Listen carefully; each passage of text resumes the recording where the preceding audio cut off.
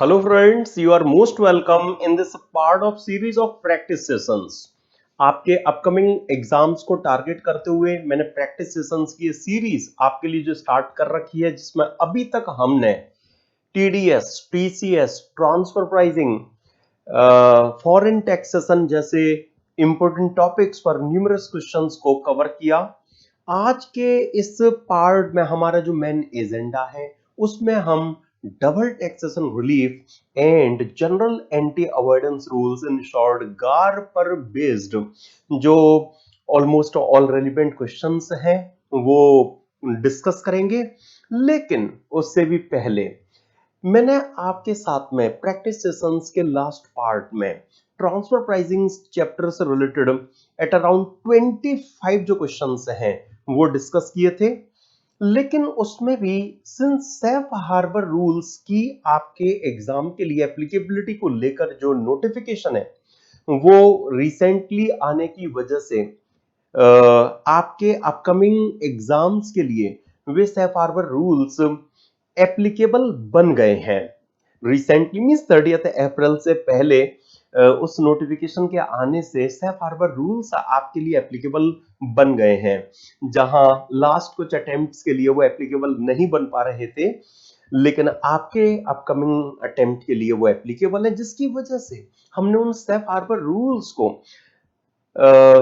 Revision session on transfer pricing में तो पूरी तरह से रिफ्रेश किया ही था, लेकिन उससे रिलेटेड जो क्वेश्चन है वो आपको किस तरह का दिया जा सकता है, इसके लिए मैं नवंबर 2017 का जो क्वेश्चन है वो सबसे पहले आपके साथ डिस्कस कर लेता हूं, और फिर हमारा जो इस सेशन का मेन एजेंडा है डबल टैक्सेशन रिलीफ गार, उनसे रिलेटेड जो क्वेश्चंस हैं उनकी माय डियर फ्रेंड्स हम बात करेंगे।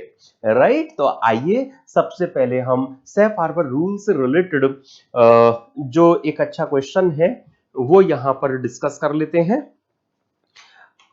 तो ये जो पेज है ये मैं टेलीग्राम चैनल पर अलग से अपलोड मैंने कर दिया है, आप वहां से इसे देख सकते हैं। ठीक है, तो चलिए सबसे पहले फ्रेंड्स 92 सीबी और सेफ हार्बर रूल्स जो बोर्ड ने प्रेस्क्राइब किए रूल 10 टीडी से, उससे रिलेटेड क्वेश्चन देखिए। Examine in the context of provisions contained under the IT Act and rules thereunder whether the transfer pricing provisions relating to international transactions declared by the assessee who have exercised a valid option for application of safe harbor rules can be accepted by the income tax authorities for the assessment year 22-23 in the following cases। Okay, तो simply SSC ने जो अपने international transaction से related transfer price declare की है, क्या वो declared price accept हो सकती है? उन्होंने सेफ हार्बर के लिए वैलिड ऑप्शन एक्सरसाइज कर लिया है। तो पहली सर्कमस्टेंस देखिए, क्या यहां गिवन है, Bheeshma limited is an Indian company providing services of data processing with the use of information technology to YOK Incorporation of USA, a foreign subsidiary of Indian company.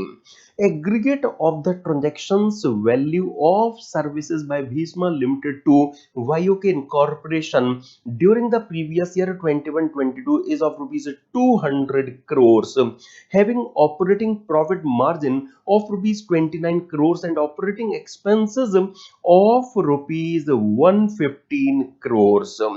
तो फ्रेंड्स यहां पर सबसे पहले भीष्मा एंड वाईओके आपस में अगर होल्डिंग सबसी हैं तो एसोसिएटेड एंटरप्राइजेस बन गई, और वैसे भी कह दिया है कि इंटरनेशनल ट्रांजैक्शन की डिटेल्स ये आपको दी जा रही है। तो मैं आपको याद दिलाना चाहूंगा फ्रेंड्स, हमने रिवीजन सेशन में ट्रांसफर प्राइसिंग से रिलेटेड रिवीजन सेशन में जब ये रूल 10 टीडी रिफ्रेश किया था, तो इसका जो सेकंड पॉइंट था आईटी इनेबल्ड सर्विसेज वाला, इसमें आपने देखा जहां ट्रांजैक्शन वैल्यू 100 करोड़ से ज्यादा है लेकिन 200 करोड़ से ज्यादा नहीं है, तो एटलीस्ट 18% आपको ऑपरेटिंग कॉस्ट का एटलीस्ट 18% जो मार्जिन है वो डिक्लेयर करना है।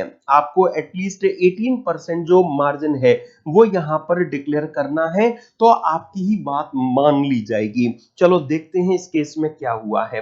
जो ऑपरेटिंग कॉस्ट है 150 करोड़, इसका एटलीस्ट 18% जो बनता है आप वो निकालेंगे तो यहां पर माय डियर फ्रेंड्स वो 27 करोड़ हो गया।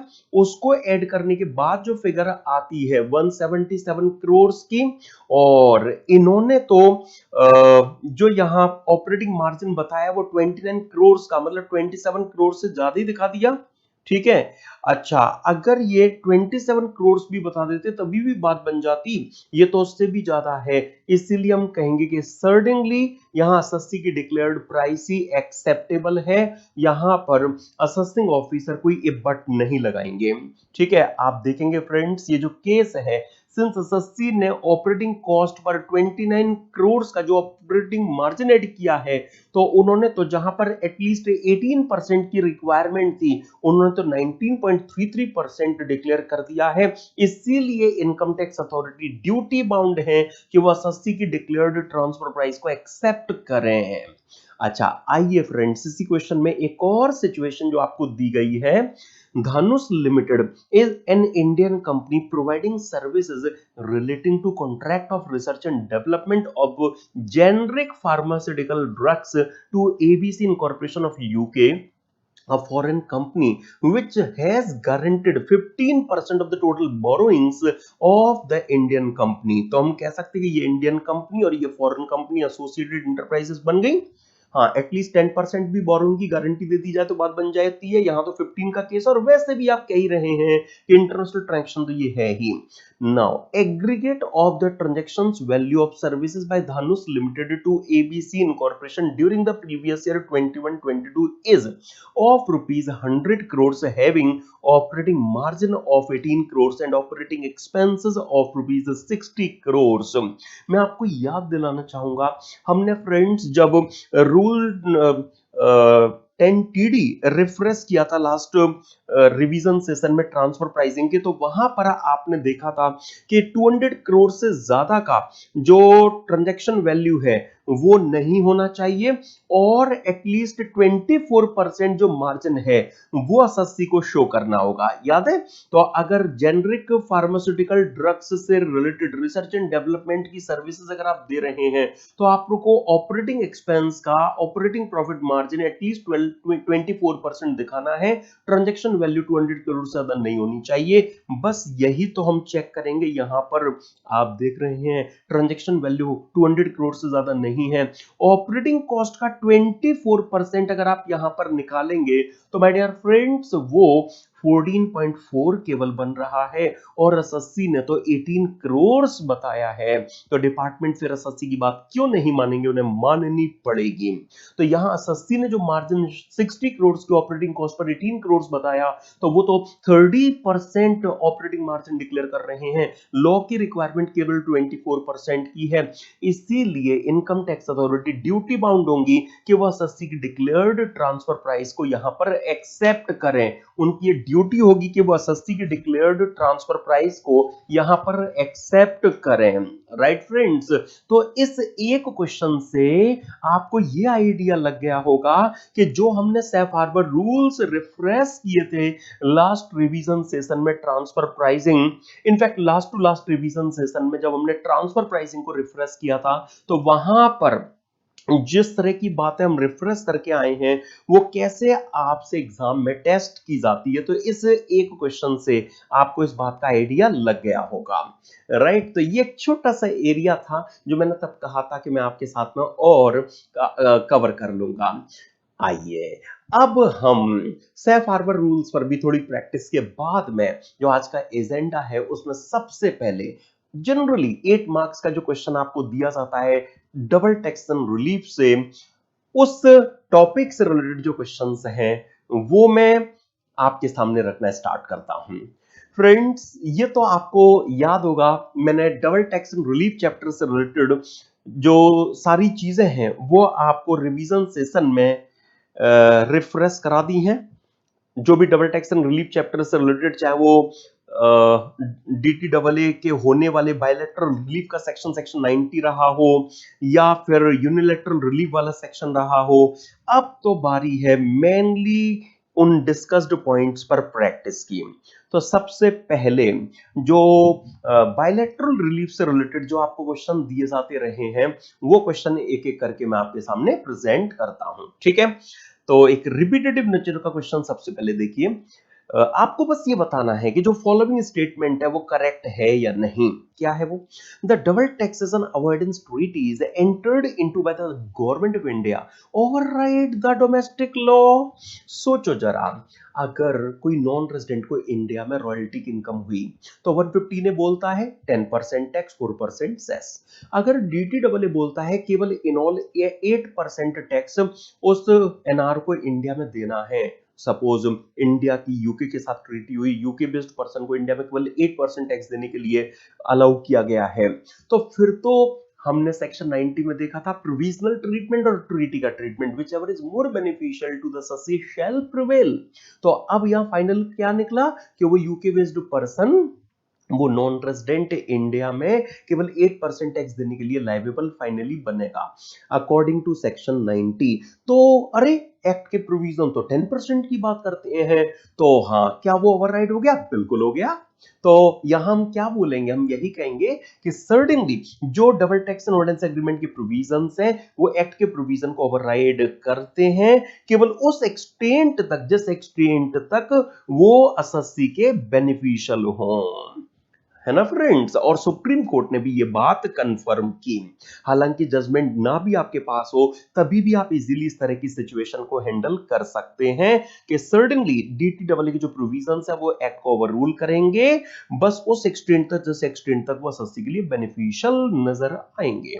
अब एग्जामिनर ने 2 बार क्वेश्चन दिया तो उन्हें लगा कि थोड़ा क्वेश्चन का फॉर्म चेंज कर देते हैं, तो देखो उन्होंने थोड़ा सा घुमाया। क्या? The double tax avoidance agreement और treaties entered into by the government of India do not override the domestic law। हम कहेंगे ये स्टेटमेंट करेक्ट नहीं है, क्योंकि सेक्शन 90 बोलता है ना कि जिस एक्सटेंट तक वो एसएससी के बेनिफिशियल होंगे उस एक्सटेंट तक तो वो एक्ट पर प्रिवेल करेंगे। तो आप ये नहीं कह सकते कि वो एक्ट पर प्रिवेल नहीं कर सकते, बिल्कुल कर सकते हैं। और फिर उसके बाद में थोड़ा सा इसी पर आपकी नॉलेज टेस्ट करने के लिए केस स्टडी के शेप में क्वेश्चन ले आए। क्या कहा उसमें? The Income Tax Act 1961 provides for taxation of a certain income earned by Mr. X. The double taxation avoidance agreement which applies to Mr. X excludes the income earned by Mr. X from the purview of tax. Is Mr. X liable to pay tax on income earned by him? Discuss। देख रहे हैं आप, मतलब act तो कहता है कि इसे इनकम पर टैक्स लगेगा, लेकिन ट्रीटी उस इनकम को एसएससी की टोटल इनकम से एक्सक्लूड करने की, मतलब एग्जेम्प्ट करने की बात करती है। तो क्या फिर भी मिस्टर एक्स उस अर्नड इनकम पर टैक्स पे करने के लायबल बनेंगे? देन आंसर इज नो, बिल्कुल नहीं। लेकिन जब केस स्टडी के शेप में क्वेश्चन आपको दिया जाए ना, तो एडवाइजेबल कि कुछ और भी चीजें आप अपने आंसर में दे आना। जैसे आप याद करो, अरे कोई नॉन रेजिडेंट कहता है कि मुझ पर Indo UK DT double apply होता है, तो मतलब आप यूके के रेजिडेंट होंगे, तो वहां से टैक्स रेजिडेंसी सर्टिफिकेट ऑब्टेन कीजिए, वो इनकम टैक्स डिपार्टमेंट में प्रेजेंट कीजिए, तो इंडो यूके डीटी डबल का बेनिफिट ले लीजिए। बोर्ड के द्वारा जो अदर प्रेस्क्राइब्ड इंफॉर्मेशन डॉक्यूमेंट्स हैं वो भी आपको प्रोड्यूस करने होंगे, उसके साथ बेनिफिट आप उस डीटी डबल का ले सकेंगे। अगर डीटी डबल कहता है कि वो इनकम आपकी इनकम से एक्सक्लूड होगी तो एक्सक्लूड ही होगी, भले ही इनकम टैक्स एक्ट उसके टैक्सेशन की बात करता रहे। राइट। आप देखिए फ्रेंड्स, यहां आपको सॉल्यूशन में इसी तरह की जो चीजें हैं वो प्रोवाइड की गई हैं। तो यहां इस एसएससी को हम यही कहेंगे कि सर्टेनली वो इस इनकम पर टैक्स पे करने के लिए लायबल नहीं बनेगा, बस वो अपना टीआरसी, जहां जिस कंट्री का वो रेजिडेंट है जो कह रहा है कि मुझ पर ये डीटी डबल ए लगता है, वहां का टीआरसी और जो भी अदर प्रेस्क्राइब्ड इंफॉर्मेशन डॉक्यूमेंट है वो प्रोड्यूस कर दे, बात खत्म। ठीक है।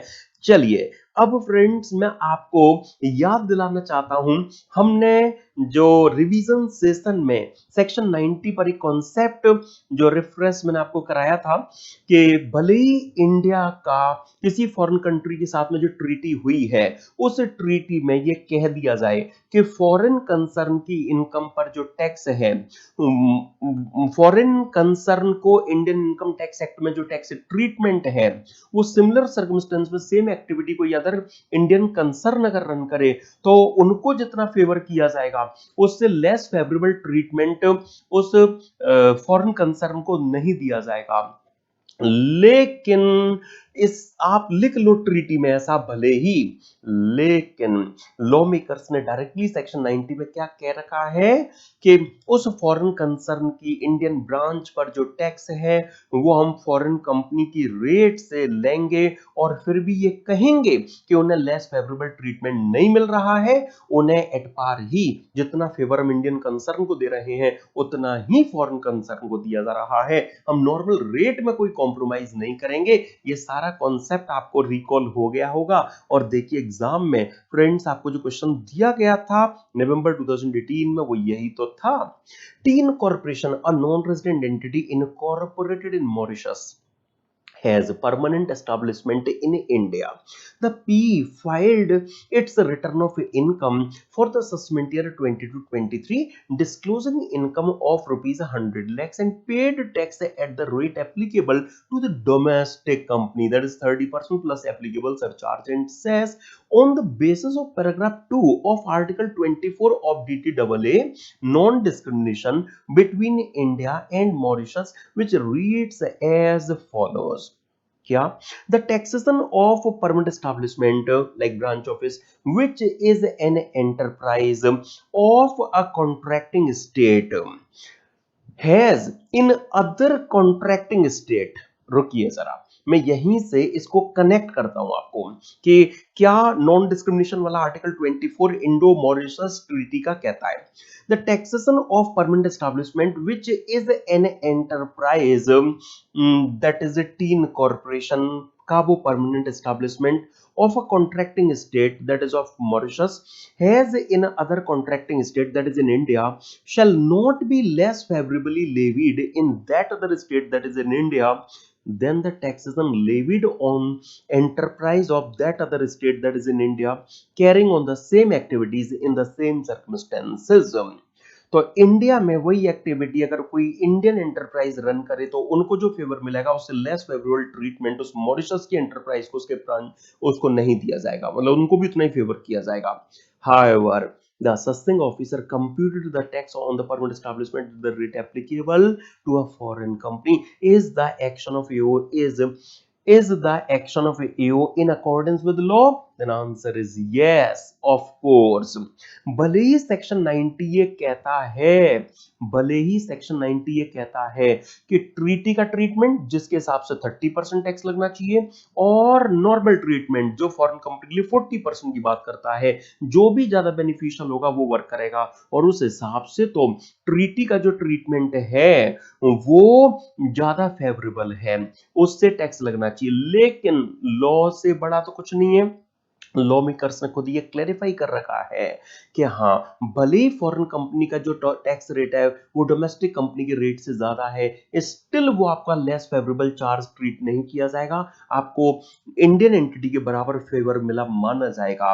और इस एक्सप्लेनेशन की वजह से एओ का जो टैक्स लगाना है 40% से वो in accordance with law treat किया जाएगा।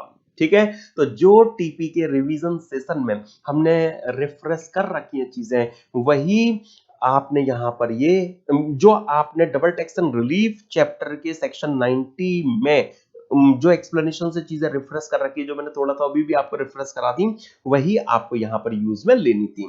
और आइए अब फ्रेंड्स हम यूनिलैटरल रिलीफ से रिलेटेड जो क्वेश्चंस हैं उनकी थोड़ी सी प्रैक्टिस कर लेते हैं, राइट। तो आइए सबसे पहले मई 2011 का क्वेश्चन देखिए।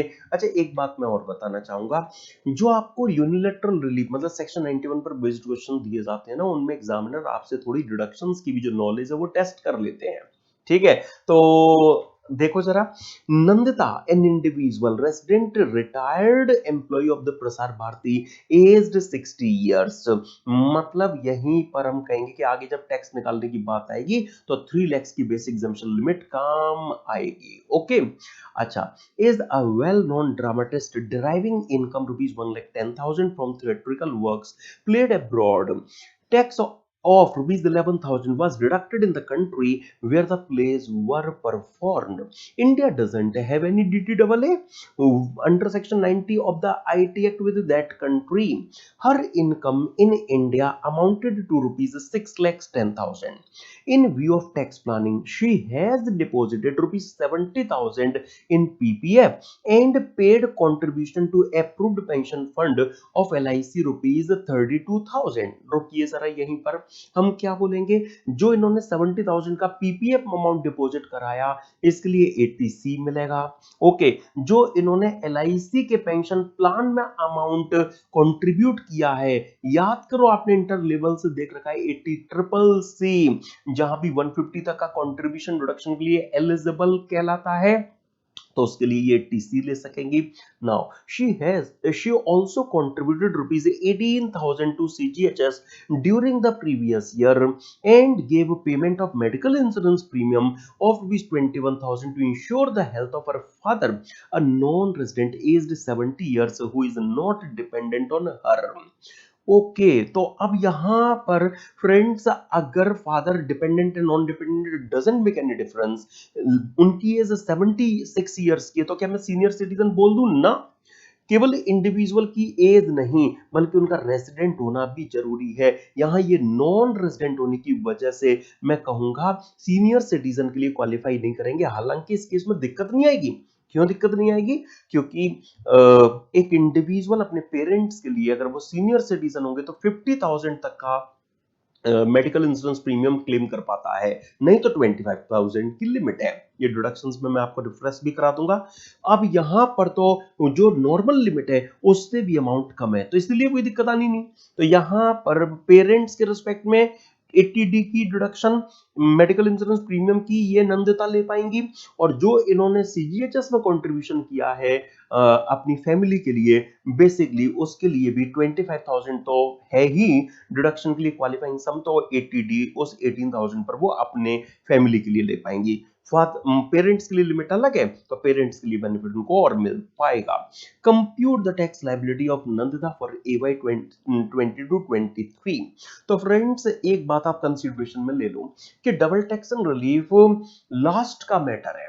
मतलब आप सबसे पहले आप अपने एसएससी की जो नॉर्मली टोटल इनकम है वो निकालेंगे, नॉर्मली जो उनका टैक्स है वो चेक करेंगे, उनका जो डबल टैक्स इनकम पर फिर इंडियन टैक्स और फॉरेन टैक्स आप चेक करके कंपेयर करके जो लोअर है उसकी जो डबल टैक्सेशन रिलीफ है वो उनको अलाउ कर देंगे फाइनली नेट टैक्स लायबिलिटी तक पहुंचने के लिए। तो इनिशियली तो जो आपको वर्किंग करनी है वो नॉर्मली करनी है। तो देखो, जैसे इनकी जो इंडियन इनकम है वो 6,10,000 की है, फॉरेन इनकम इनकी 110 की है। आपने देखा ना फ्रेंड्स, अभी जो इनकी इंडियन इनकम थी वो 610 की थी, जो इनकी फॉरेन इनकम थी वो इनकी 110 की थी। तो पहले तो आपको नॉर्मली काम करना है। जीटीआई आ गई, फिर इसके बाद में 80C में, 80CCC में, 80D में जो इन्हें डिडक्शन मिलनी है वो हमने दे दी। ये इनकी टोटल इनकम निकल कर आ गई। अब सीनियर सिटीजन है तो 3 लाख तक बेसिक एग्जम्पशन लिमिट, अगले 2 लाख पर 5%, उसके बाद में 20%, फिर 4% सेस, ये इनकी टैक्स लायबिलिटी आ गई। अब इन्हें रिलीफ कितनी मिलेगी? तो देखो, इंडिया में इनकी 579 पर जो लायबिलिटी है वो बन रही है 26,832। तो जो डबल टैक्स्ड इनकम है मतलब फॉरेन इनकम, उस पर उनकी इंडियन टैक्स लायबिलिटी कितनी आएगी? फॉरेन कंट्री में वो इस इनकम पर टैक्स दे कर आए इतना, तो डबल टैक्स इनकम से एट्रीब्यूटेबल टैक्स फॉरेन कंट्री में उनका क्या रहा है? जो भी लोअर है उसकी आप यहां पर रिलीफ दोगे और उसके बाद में उनकी फाइनल टैक्स लायबिलिटी निकाल दोगे। एक और कॉलम आप यहां पर ऐड कर सकते हैं, लास्ट फिगर 5 रुपीज से कम है तो उसको इग्नोर करके आप जो टैक्स लायबिलिटी है वो उनकी राउंडेड शेप में और बताकर आ सकते हैं। इससे आपका प्रेजेंटेशन और इंप्रूव होएगा। ओके। अच्छा चलो आगे बढ़ेंगे फ्रेंड्स, कुछ भी ऐसा टेक्निकल नहीं था, आपने देखा इस क्वेश्चन में इजी सा क्वेश्चन था, थोड़ा सा डिडक्शन के प्रोविजंस की जो नॉलेज है वो आपकी यहां टेस्ट कर ली गई। लेकिन अब मैं एक बेहतरीन क्वेश्चन में आपको लेकर चलता हूं। अभी जुलाई 21 में भी आपको जो क्वेश्चन दिया गया था वो इसी तरह का दिया गया था, जो मैं अगला क्वेश्चन आपके सामने प्रेजेंट कर रहा हूं। Mr. Kames, an individual resident in India, furnishes you the following particulars of income earned in India, country X and country Y for the previous year 21-22. India has not entered into double taxation agreement with these two countries, that is X and Y. अच्छा, अब particular समय जो दिए गए हैं ना, हमें थोड़ा आगे हेल्प करें, हम वैसी अप्रोच साथ में अडॉप्ट करते चलेंगे। देखो टारगेट तो आपका क्या है, compute total income and tax liability of mister Kamesh in India for AY 22-23। Particulars एक एक करके देखिए। Income from profession carried on in India 750, agriculture income in country X 50,000। अभी इंडिया में एग्रीकल्चर इनकम तो एग्जेम्प्ट है, लेकिन अगर आपकी एग्रीकल्चर इनकम फॉरेन कंट्री में तो ऑफ कोर्स अदर सोर्सेज में टैक्स के लिए चार्जेबल बनेगी। अच्छा, मैं एक काम जो आगे हमें हेल्प करेगा वो करता चलता हूं आपके लिए। जो भी ये कंट्री एक्स और वाई की उनकी जो इनकम है ना, वो यहां पर मेंशन करता चलता हूं। जैसे कंट्री एक्स में उनकी 50,000 की एग्रीकल्चर इनकम हो गई है ना। अच्छा, dividend received from a company incorporated in country Y कितना, 1,50,000। ओके, इसके बाद में royalty income from a literary book country X 6 lakhs, expenses incurred for earning royalty 50,000। तो मैं कह सकता हूं कि जो रॉयल्टी इनकम फाइनली जो कंसीडरेबल बनेगी वो 5,50,000 नेट ये बनेगी। लेकिन आपको तो याद है कि जो ऑथर हैं, अगर उनका साइंटिफिक लिटरेरी या आर्टिस्टिक नेचर का वर्क है तो उन्हें रॉयल्टी इनकम के रिस्पेक्ट में 3 lakhs की डिडक्शन भी अवेलेबल है। तो यहाँ 3 lakhs की डिडक्शन के बाद में उनकी टोटल इनकम का जो पार्ट फाइनली बनने वाली है वो फिगर हम कह सकते हैं 250 बनने वाली है। तो जीटीआई में तो रॉयल्टी इनकम इंक्लूडेड होगी कितनी, 5,50,000 की। फिर टीआई में फाइनली जो इनकम टैक्सेशन के लिए लायबल बनती आएगी नजर, वो 250 की है। तो यहां कंट्री एक्स की एक 250 की रॉयल्टी इनकम इंडिया में और टैक्सेबल बन रही है। Then business loss in country Y proprietary business 65,000। Now पहले नोट चेक करो, business loss in country Y not eligible for set off against other income as per the law of that country. हम कहेंगे भाड़ में गया उस country का law कि बिजनेस लॉस वहां सेट ऑफ के लिए अलाउ होता है या नहीं होता है। इंडिया में तो होता है। इंडिया में तो माय डियर फ्रेंड सेक्शन 70 में इंटर सोर्स एडजस्टमेंट अलाउड है। अगर आपको पीजीबीपी हेड में एक सोर्स से इनकम हो रही है और पीजीबीपी हेड में आपका अनदर सोर्स से अगर लॉस हुआ है तो आप उस लॉस को डेफिनेटली सेट ऑफ कर सकेंगे। तो उसका जो एडजस्टमेंट है वो आपको यहां पर मिलेगा, राइट। तो मतलब कंट्री वाई का हम कह सकते हैं 65,000 का जो लॉस है उसका जो बेनिफिट है वो ना वहां ना मिलता हो, लेकिन यहां पर आपको मिलेगा। Now rent from house situated in country Y 240, municipal tax in respect of above house not allowed as deduction in country Y 10,000। हम कहेंगे फिर वही बात, कंट्री वाई में अलाउ होता है नहीं होता है, यहां हमें उससे मतलब नहीं है, यहां तो होता है। तो यहां तो हम कहेंगे उनकी हाउस प्रॉपर्टी हेड में जो नेट इनकम है, जो नेट एनुअल वैल्यू हम कह सकते हैं वो 230 हो गई। और इसमें से आपको याद है 30% की स्टैंडर्ड डिडक्शन, तो वो यहां पर 69,000 की मिल सकेगी। तो आई थिंक 1,61,000 यहां पर हम कह सकते हैं कि उनकी हाउस प्रॉपर्टी हेड में फाइनली टैक्स के लिए चार्जेबल इनकम कहलाएगी। तो ये कंट्री वाई की है ना, तो यहां 1,61,000 उनकी कंट्री वाई की हाउस प्रॉपर्टी हेड की जो इनकम है वो टैक्स के लिए और चार्जेबल बन गई। ठीक है, the rates of tax in country X and country Y are 10% and 25% respectively. अभी मैंने आपको ये कहा भी था कि आप जो डबल टैक्सेशन रिलीफ है उसको लास्ट में इफेक्ट देंगे। पहले आपको एसएससी की टोटल इनकम नॉर्मली निकालनी है। तो नॉर्मली निकालनी है तो मतलब पीजीबीपी एड की हाउस प्रॉपर्टी एड में 161 आएगा net, right my dear friends. House property head में उनका 161 नेट बन रहा है, वो लेंगे हम। देन उनका जो भी पीजीबीपी हेड में 7,50,000 रुपीज उसमें से लॉस का सेट ऑफ पीजीबीपी हेड की इनकम आएगी, अदर सोर्सेज की जो भी इनकी एग्रीकल्चर इनकम डिविडेंड वगैरह है वो हम कंसीडर करेंगे, जीटीआई तक पहुंचेंगे, फिर ये डिडक्शन देंगे, टीआई आएगी, टैक्स निकालेंगे, उससे इंडिया का एवरेज टैक्स रेट पता लगेगा। आप देखिए सबसे पहले तो यही काम हो रहा है, आप यहां पर हाउस प्रॉपर्टी एड की इनकम तक पहुंचे, आपने पीजीबीपी की एड की इनकम निकाली, अदर सोर्सेज में इनकम आपने रखी, जीटीआई तक पहुंचे, 80 क्यूबी की डिडक्शन दी, टीआई आ गई, टीआई पर आपने टैक्स निकाला, राइट 10 लाख तक तो फिक्स है, 112,500 आपको पता है, आप निकालेंगे 30% बैलेंस पर 4% सेस, ये इनकी इंडिया में टैक्स लायबिलिटी हमें अपीयर हो रही है।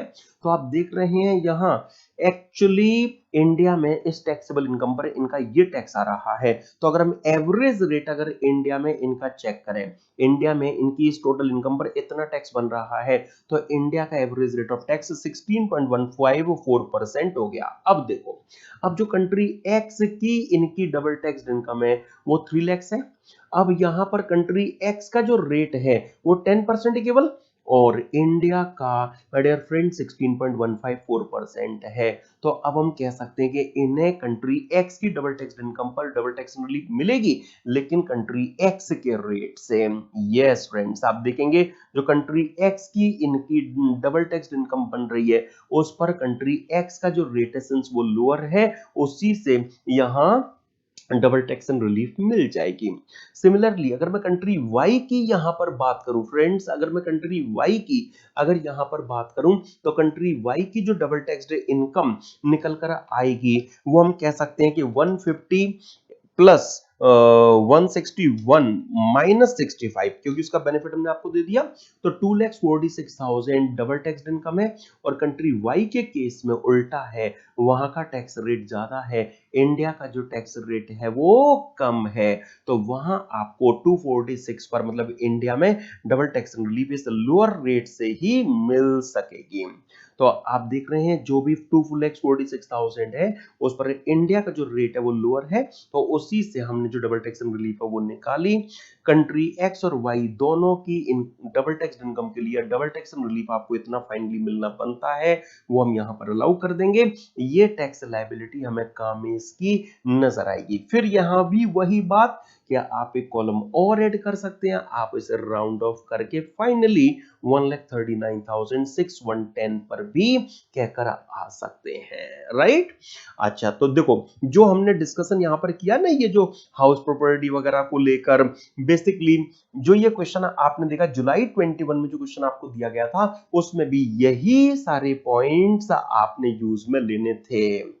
यस आप उससे एक क्वेश्चन आप अपने होमवर्क में ये मार्क कर सकते हैं, मुझे बहुत सारे क्वेश्चन आपके साथ में डिस्कस करने हैं अदरवाइज ही।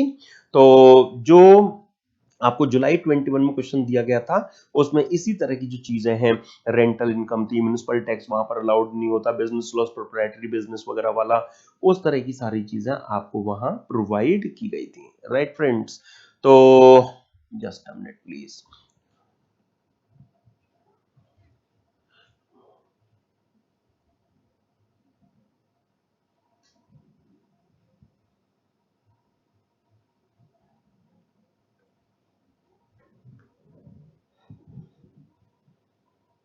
यस तो कई सारे क्वेश्चंस अच्छी प्रैक्टिस आपको हो जाए इसके लिए दिए हुए हैं यहाँ।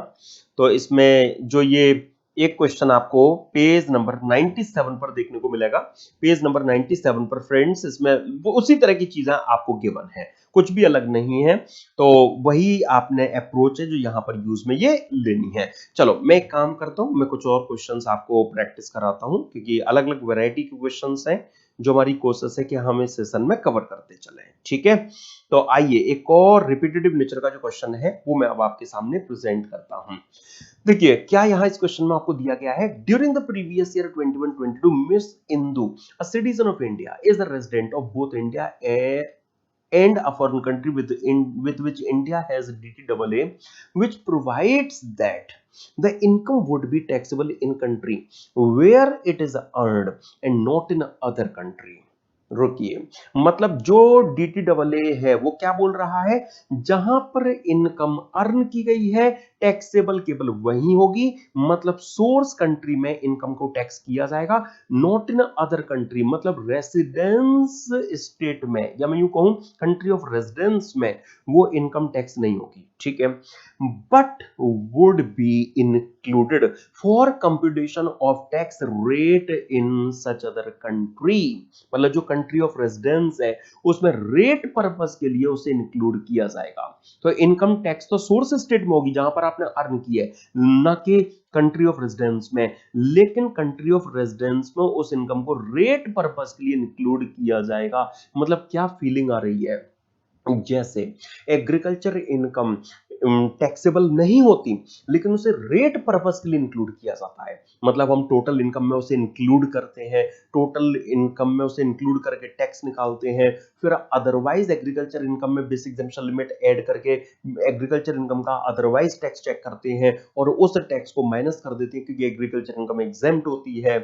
तो ये जो थीम आपने इंटरमीडिएट लेवल से देख रखी है उस तरह की थीम आपको यहां पर यूज में लेने की जरूरत पड़ने वाली है। ओके, अच्छा आगे देखिए, her income is ₹3,25,000 from business in India and ₹6 lakhs from business in foreign country. In foreign country the rate of tax is 20%. During the year she paid a premium of ₹32,000 to insure the health of her mother, a non-resident aged 82 years, not dependent on her through her credit card. Compute the tax payable by Miss Indu in India for AY 22-23. रुकिए जरा friends, ये जो question आपको दिया गया है इसमें सबसे पहले तो हम यही कहेंगे कि जो इनकी फॉरेन इनकम है ये इंडिया में टैक्स के लिए चार्जेबल नहीं है। इंडिया में इनकी जो इनकम कंसीडर होगी वो 325 की होगी और 32,000 रुपीज में से 25,000 का जो 80D में उन्हें जो डिडक्शन है वो यहां मिलेगा क्योंकि उनकी जो मदर है वो इंडिया में सीनियर सिटीजन नहीं कहलाएंगी क्योंकि वो नॉन रेजिडेंट है। ये बात हम ऑलरेडी नंदिता वाले क्वेश्चन में कवर करके आ चुके हैं। तो 3,25,000 रुपीज की इंदु की हम इनकम लेंगे, 25,000 की टीडी में डिडक्शन देंगे और जो बचेगा 3 लाख उस पर टैक्स निकालेंगे। फिर हम एक सेकंड ना, यहां पर 3,25,000 रुपीज की हम इनकम सबसे पहले पकड़ेंगे, 25,000 की उन्हें टीडी में डिडक्शन देंगे, 3 लाख रुपीज की उनकी इंडिया में टैक्सेबल इनकम होगी, लेकिन रेट पर्पस के लिए हमें ये इनकम भी कंसीडर करनी है, केवल रेट पर्पस के लिए। तो रेट पर्पस के लिए इनकी टोटल इनकम हम कितनी लेंगे, 9 लाख की। इस पर जो टैक्स है वो हम निकालेंगे, लेकिन उस टैक्स में से हम tax on 6 lakh plus basic exemption limit 8,50,000 rupees का जो टैक्स है वो यहां पर माइनस कर देंगे, राइट। क्योंकि जैसे हम एग्रीकल्चर इनकम का करते हैं ना, बेसिक एग्जम्पशन लिमिट ऐड करने के बाद में टैक्स अलग से निकालते हैं, राइट, और उसको माइनस कर देते हैं, तो वो यहां पर हम माइनस कर देंगे। जो बचेगा वो हम कहेंगे इसमें सिंधु को कि आप पे कर दो। तो वही एग्रीकल्चर इनकम वाली जो थीम है वो माय डियर फ्रेंड्स आपको यहां पर यूज में लेने की जरूरत है, कुछ और अलग से है ही नहीं। काइंडली देखिए, तो हमने 325 लिया, 25 की टी दिया, ये किया वो किया, टोटल इनकम रेट पर्पस तक ले आए और यहां पर टोटल इनकम पर हमने टैक्स निकाल दिया, राइट। अब हम एग्रीकल्चर इनकम जैसे एग्जेम्प्ट करते हैं उसका टैक्स माइनस करते हैं, वैसे ही हमें रेट पर्पस के लिए इनकम केवल कंसीडर करनी थी, तो हमने उसमें बेसिक एग्जम्पशन लिमिट ऐड करके जो टैक्स है वो निकाला और वो माइनस कर दिया। जो बचा उसमें सेस लगाकर इंदु को कहा कि भैया ये आप पे कर दो, बात खत्म, ठीक है। मतलब आप जो लैंग्वेज यूज की गई है उसको कनेक्ट कीजिए एग्रीकल्चर इनकम के ट्रीटमेंट से, फिर आपको कहीं कोई दिक्कत नहीं आने वाली। अब इसी क्वेश्चन में क्या और आपको कहा गया, also show the tax payable by Miss Indu in India had there been no DDAA with such foreign country। फिर तो कोई दिक्कत ही नहीं है, फिर तो इसलिए दिक्कत नहीं है, फिर तो हम यहां पर उनकी इंडियन इनकम उनकी फॉरेन इनकम पहले से ही बेस बनाएंगे, जो इनका 925 में से 25 का डिडक्शन देकर 9 लाख की टोटल इनकम निकाल कर लाएंगे, जो टैक्स हमने 9 लाख पर निकाला उसमें 4% सेस हम और ऐड कर देंगे और ये उनका टोटल इनकम पर इंडिया में टोटल टैक्स पेबल बन रहा है। तो अब जो उनकी फॉरेन इनकम है उस फॉरेन इनकम पर उन्होंने फॉरेन कंट्री में जो उनका टैक्स रेट है वो 20% का रहा है, राइट, दैट इज 120। अब उस फॉरेन इनकम पर उनका इंडिया में टैक्स क्या बन रहा है, जो भी लोअर होगा उसकी रिलीफ हम उनको यहां पर अलाउ कर देंगे, that's it, nothing else. Friends देखिए, तो अगर डिडक्टेबल नहीं होगा तो फिर तो जो हमने अभी 9 लाख पर टैक्स निकाला था ना 90 to 500, बस उसमें 4% सेस आप और इंक्लूड कर लो, तो जो फिगर आएगी वो टोटल इनकम पर ये निकल कर आएगी। अब रिलीफ आप जब दोगे तो इंडिया में 9 लाख की टोटल इनकम पर उनका जो टैक्स है, इंडिया में 9 लाख रुपीस की टोटल इनकम पर उनका जो टैक्स है वो ये बन रहा है, राइट फ्रेंड्स। तो इंडिया में 9 लाख की टोटल इनकम पर उनका टैक्स है इतना, तो फॉरेन इनकम से एट्रीब्यूटेबल टैक्स होगा कितना। फॉरेन कंट्री में आपने 20% से टैक्स दिया, तो मतलब 6 लाख पर 120 दिया है, यस। तो हम दोनों को कंपेयर करेंगे, जो भी दोनों में लोअर होगा उसकी यहां पर मिस इंदु को रिलीफ दे देंगे, ये इनका टैक्स पेबल बनेगा। लास्ट फिगर 5 से ज्यादा है, इसलिए हम उसे नेक्स्ट 10 तक राउंड ऑफ करके ले आएंगे, ठीक है। मुझे नहीं लगता कि आपको यहां इस सॉल्यूशन में कहीं कोई दिक्कत आ रही होगी, और मैं ले चलता हूं आपको एक और अच्छे क्वेश्चन में, जिसमें फ्रेंड्स आप देखोगे देखो हमारी कोशिश है कि अलग अलग वैरायटी के जो क्वेश्चंस है वो हम इस सेशन में कवर कर लें।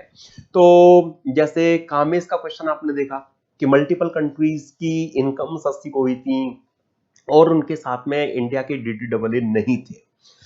अभी आपने इंदु वाला क्वेश्चन देखा, उसमें डीटीडब्ल्यूए का एक स्पेसिफिक क्लॉज आपको नजर आया। अब आप एक क्वेश्चन ऐसा सुरेश वाला देख रहे हैं जिसमें इंडिया एसएससी के पास में मल्टीपल कंट्रीज की इनकम है, किसी कंट्री के साथ इंडिया का डीटीडब्ल्यूए है, किसी कंट्री के साथ इंडिया का डीटीडब्ल्यूए नहीं है।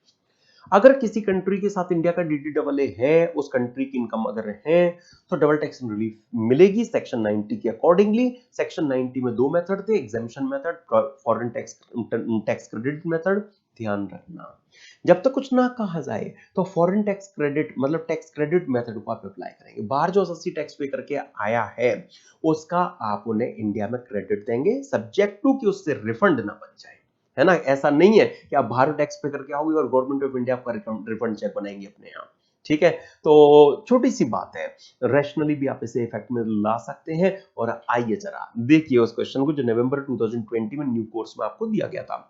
Mister Suresh, an individual resident in India aged 60 years furnishes you the following particulars of income earned in India, country X and country Y for the previous year 21-22. India has not entered into DTAA with country X and has a double taxation agreement with country Y. तो country Y में जो SSC की income होगी उस income के respect में SSC को जो टैक्स क्रेडिट है वो सेक्शन 90 के अकॉर्डिंगली मिलेगा। और my dear friends, country X में एसएससी को जो इनकम हुई है, सिंस उनके साथ इंडिया का डीटीडब्ल्यूए नहीं है, तो double tax and relief as per section 91 SSC को मिल पाएगी। ओके, पर्टिकुलर्स देखिए। Income from profession carried on in India 8 lakh, agriculture income in country X 60,000।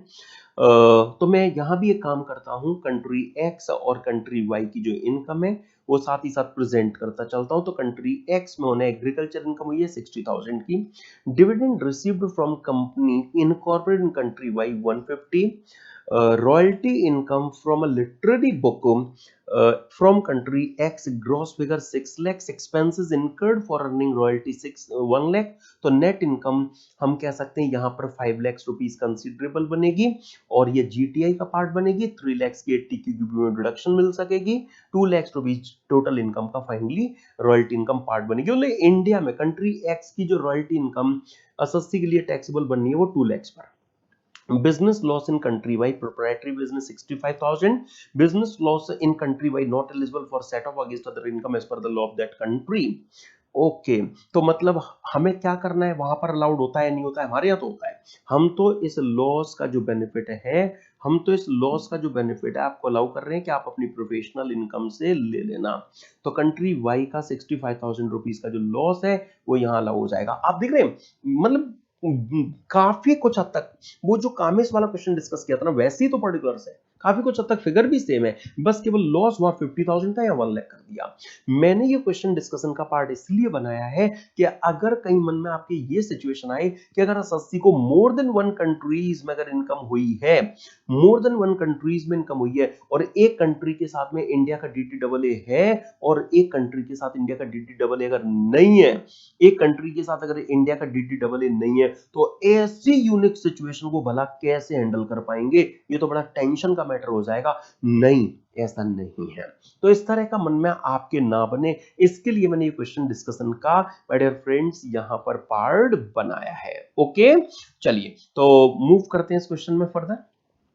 Rent from houses situated in country Y 240, municipal tax paid in respect of the above house in country Y not allowed as deduction country Y 10,000। हम कहेंगे या तो allowed है, तो यहाँ तो net जो income है वही 2,30,000 रुपीज की आएगी और उसका 70% है ना, क्योंकि 30% तो इसमें डिडक्शन मिल जाती है, तो वही 1,61,000 यहाँ पर हाउस प्रॉपर्टी हेड की टैक्सेबल इनकम कहलाएगी।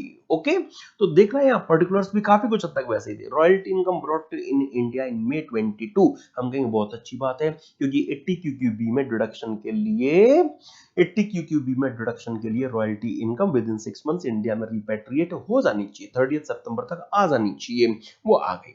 The rates of tax in country X and Y are 10% and 15% respectively। आपको सुरेश की टोटल इनकम और टैक्स लायबिलिटी निकालनी है। रियली बात की बात है, पहले आप टोटल इनकम नॉर्मली इंडिया में उनकी निकालेंगे, नॉर्मली उनका टैक्स लायबिलिटी चेक करेंगे, है ना। तो आप पीजीबीपी एड में आप हाउस प्रॉपर्टी एड में इनकम लोगे, पीजीबीपी एड में इनकम लोगे, subject to adjustment of loss other sources में इनकम आप लेकर आओगे, जीटीआई लाओगे, फिर 80 क्यूक्यूबी की डिडक्शन आप दोगे, है ना फ्रेंड्स, और फिर उसके बाद में टोटल इनकम पर टैक्स निकालोगे और तब जाकर बात आएगी डबल टैक्स एंड रिलीफ की। तो ये तो बेसिक सा काम है ना, ये माय डियर फ्रेंड्स बेसिक सा काम है कि आपने हाउस प्रॉपर्टी की पहले इनकम निकाली, आपने पीजीबीपी से लॉस का सेट ऑफ करके पीजीबीपी की इनकम निकाली, आपने यहाँ जो भी अदर सोर्सेज की इनकम थी वो कंसीडर करके जीटीआई तक पहुंचे, 80 क्यूक्यूबी की डिडक्शन दी, तो टोटल इनकम आप सुरेश की निकाल पाए। टोटल इनकम पर आपने टैक्स चेक किया, 4% सेस लगाया। अब आप देख रहे हैं यहां सुरेश की टोटल इनकम पर जो टैक्स लायबिलिटी है वो ये बन रही है। तो इंडिया में उनका जो एवरेज रेट ऑफ टैक्स है कि सुरेश की टोटल इनकम पर इतना टैक्स बन रहा है, तो जो उनमें उनका इंडिया में एवरेज रेट ऑफ टैक्स है वो ये नजर आ रहा है। अब बस क्या है, अब होगा रिलीफ का मेन काम शुरू। तो यहाँ इस केस में हम कह सकते हैं कि कंट्री एक्स की उनकी 2,60,000 रुपीज की इनकम टैक्सेबल है। कंट्री एक्स का टैक्स रेट इंडिया के टैक्स रेट से लोअर है, इसलिए इस पर जो डबल टैक्स एंड रिलीफ है वो 10% से हम दे देंगे। Right my dear friends. अच्छा, एक मिनट, कंट्री एक्स वो है, हाँ बिल्कुल ठीक है, कंट्री एक्स के साथ में यहाँ पर सेक्शन 91 लगना है। तो कंट्री एक्स के लिए जो डबल टैक्स इनकम है, कंट्री एक्स का टैक्स रेट हमने देखा, इंडिया का टैक्स रेट हमने यहाँ पर देखा, इंडिया का टैक्स रेट ज्यादा है ना फ्रेंड्स, आप देखिए इंडिया का टैक्स रेट 16% है, तो हम जो कंट्री एक्स की डबली टैक्स इनकम है उसके रिस्पेक्ट में उनको उनके ही रेट, क्योंकि वो रेट लोअर है जिसकी वजह से उससे double tax and relief allow करेंगे। एक बात, लेकिन कंट्री वाई के साथ तो इंडिया का DTAA है ना, बिल्कुल है, तो वहां तो फिर सेक्शन 90 लगेगा। तो कंट्री वाई वाली जो डबल टैक्स इनकम है वो आप यहां पर निकालेंगे, तो माय डियर फ्रेंड्स वो कितनी निकल कर आएगी आप देखेंगे, 2,46,000, जैसा हमने वो कामिस वाले क्वेश्चन में भी निकाली थी। अब इसके रिस्पेक्ट में आपने कंट्री वाई में जो टैक्स है वो 15% से पे कर रखा है ना, तो उतने काम से क्रेडिट ले लो, बिल्कुल हम उतने का आपको यहाँ फॉरेन टैक्स क्रेडिट अलाउ कर देंगे। तो सेक्शन 90 में माय डियर फ्रेंड्स आप देखिए वो जो 2,46,000 की कंट्री वाई की DTAA वाली कंट्री की आपकी जो इनकम है वहां आप टैक्स 15% देकर आए हैं, तो हम उसका आपको यहाँ पर क्रेडिट अलाउ कर देंगे, मना नहीं कर रहे। इंडिया में जो आपका टैक्स बन रहा है वो पूरा मत पे करो, इतना आपने बाहर दिया इतने का क्रेडिट ले लो, राइट फ्रेंड्स। और जो फिर आपका total double tax and relief का अमाउंट बन रहा है उसकी आप हमसे डबल टैक्स एंड रिलीफ यहां पर क्लेम कर लो। अब देखिए फ्रेंड्स, तो वो डबल टैक्सेशन रिलीफ यहाँ पर एसएससी को अलाउ करने के बाद ये टैक्स बना उनका, राउंडिंग ऑफ के बाद ये चीज यहाँ पर फाइनली निकल कर आ गई। तो मन से अब एक इस तरह की भी जो बात है वो आपको इनफैक्ट निकल गई होगी कि अरे पता नहीं एक कंट्री के साथ डीडब्ल्यू एक के साथ नहीं हो तो ऐसी हाइब्रिड सिचुएशन को कैसे हैंडल करेंगे, तो इस तरह से यहाँ पर इसे हैंडल करेंगे। ठीक है, तो सेक्शन 90 डीडीए वाला जो केस होगा, तो जब तक कुछ ना स्पेसिफिक कहा जाए, आप जो टैक्स क्रेडिट मेथड है वो लगाओगे, बाहर जो टैक्स एसएससी ने पे किया है उसका क्रेडिट यहां पर आप उसको दोगे, और सब्जेक्ट टू द थिंग कि आप उसकी वजह से उन्हें रिफंड मिल जाए इंडिया से, ऐसी नौबत नहीं लेकर आओगे। क्योंकि रूल 128 भी बोलता है, रूल 128 भी बोलता है क्या, कि जितना आपने बाहर टैक्स दिया है टू दैट एक्सटेंट आपको क्रेडिट मिलेगा।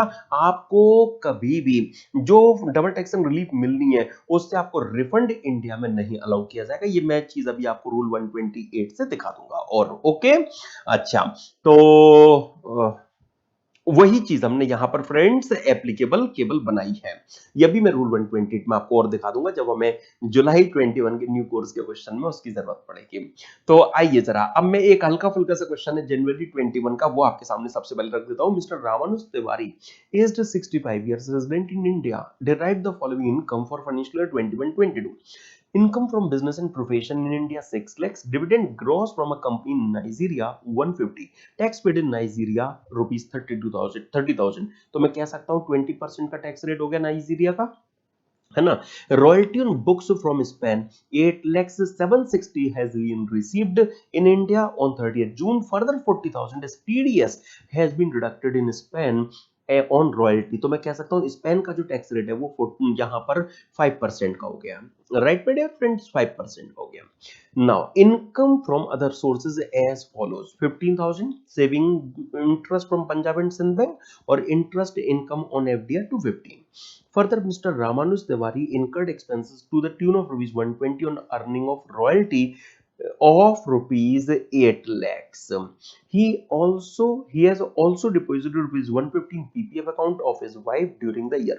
Compute the total income and tax payable of Mr. Ramanuj Tiwari for the AY 2023, assuming India doesn't have DDAA with Nigeria and Spain. बहुत ही इजी क्वेश्चन है, कुछ भी टेक्निकल इसमें तो है ही। आपने क्या करना है, आपने यहाँ पर इनकी पीजीबीपी की इनकम पकड़नी है, आपको नाइजीरिया का डिविडेंड लेना है, रॉयल्टी के लिए आप खर्चे की डिडक्शन उनको अलाउ कर दोगे, राइट। 8 लाख से 120 माइनस कर दोगे, नेट रॉयल्टी आएगी। उसके बाद 3 लाख की आप 80 क्यूक्यूबी में at the time of computing TI deduction allow कर दोगे, ठीक है। सेविंग अकाउंट का इंटरेस्ट और एफडी का जो इंटरेस्ट है, सिंस सीनियर सिटीजन का केस है, रेजिडेंट है ना, तो यहाँ पर 50,000 की उनको 80 टीटीबी में डिडक्शन दोगे, 150 का आप 80 सीधे दोगे। इससे टोटल इनकम, उस पर नॉर्मल रेट से टैक्स, और फिर पहले तो आप वो काम करोगे। सबसे पहले तो आपको मैंने कहा जो रिबेट है, जो रिलीफ है, वो बात का मैटर है। पहले तो आपने नॉर्मली ये काम करना है, उनकी पीजीबीपी की इनकम, उनकी रॉयल्टी की नेट इनकम, उनका डिविडेंड, उनका इंटरेस्ट, उनकी जीटीआई, 80सी, 80 क्यूक्यूबी, 80 टीटीबी, ओके, ये टोटल इनकम निकल कर आई।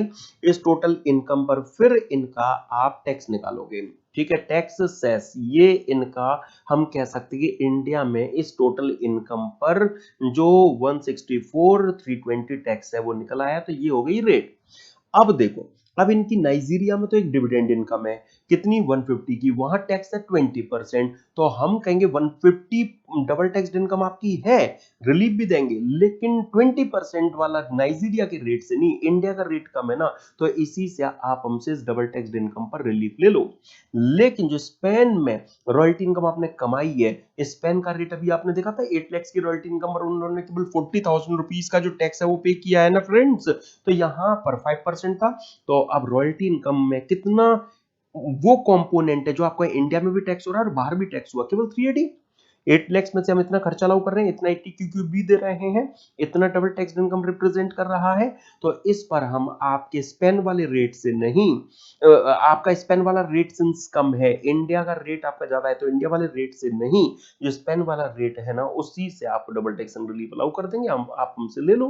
तो फाइनली ये जो अमाउंट है इतनी की आप रिलीफ लो, ये नेट टैक्स लायबिलिटी बनी, राउंड ऑफ करके फाइनल टैक्स पेबल एसएससी का बता दो। तो टेक्निकल माय डियर फ्रेंड्स, इसमें टेक्निकल कुछ है ही नहीं, ठीक है। तो इसमें टेक्निकल कुछ है नहीं फ्रेंड्स। आप देखिए यहाँ जो सिचुएशन या अराइज हुई है, बाय मिस्टेक एक्चुअली वो स्लाइड वाला पेज नहीं आता था, मैं मार्क करता रहा, लेकिन मैं समझता हूं कि आपने नोट्स में देखा होगा, तो नोट्स में कुछ ऐसा टेक्निकल इसमें है ही नहीं। तो जो भी इंडिया का एवरेज रेट ऑफ टैक्स आपने निकाला, जो नाइजीरिया की डिविडेंड इनकम पर नाइजीरिया वाला रेट, इंडिया का रेट लोअर था तो उससे रिलीफ निकाली, स्पेन की रॉयल्टी इनकम जितनी इंडिया में और वहां भी दोनों जगह कॉमन टैक्स हुई है वो फिगर निकाली, यहाँ का रेट ज्यादा है, इंडिया का रेट, स्पेन का रेट कम था तो स्पेन के रेट से उसका रिलीफ का अमाउंट निकाला, ये टोटल डबल टैक्स रिलीफ इन्हें मिलनी है, इतने की रिलीफ देकर नेट टैक्स लायबिलिटी निकाली, राउंड ऑफ करके उनका फाइनल टैक्स पेबल हमने कह दिया। तो ये बस इसमें होना था, ठीक है।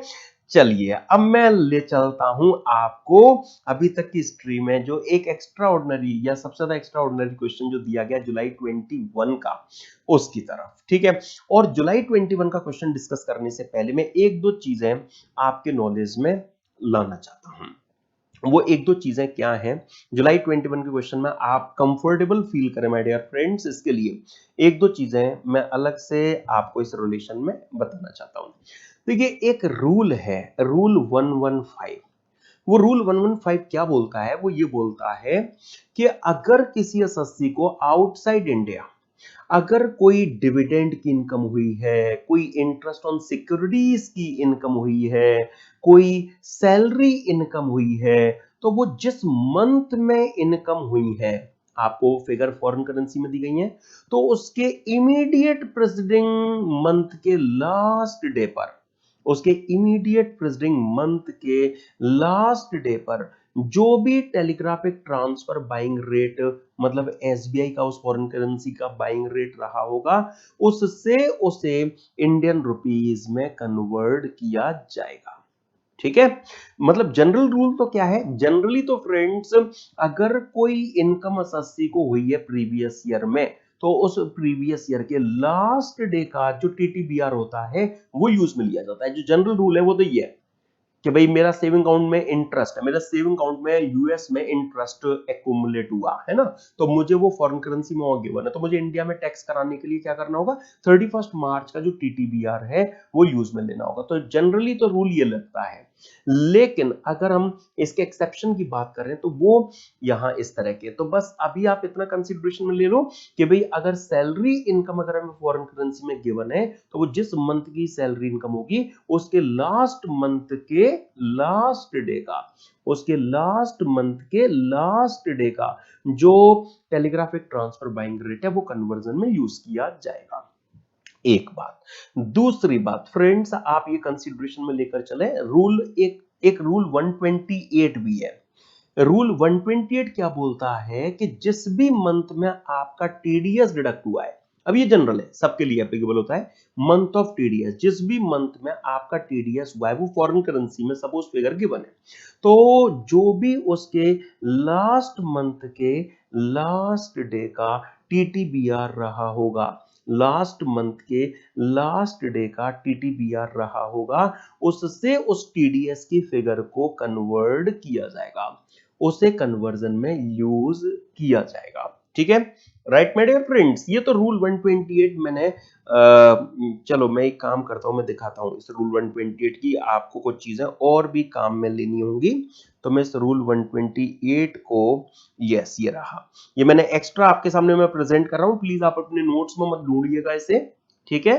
तो ये मैं केवल एक्स्ट्रा आपके लिए प्रेजेंट कर रहा हूं, जैसा मैंने अभी आपके सामने ये बात कही कि the credit shall be determined by conversion of the currency of payment of foreign tax at the telegraphic transfer buying rate on the last day of the month immediately preceding the month in which such tax has been paid or deducted, ठीक है।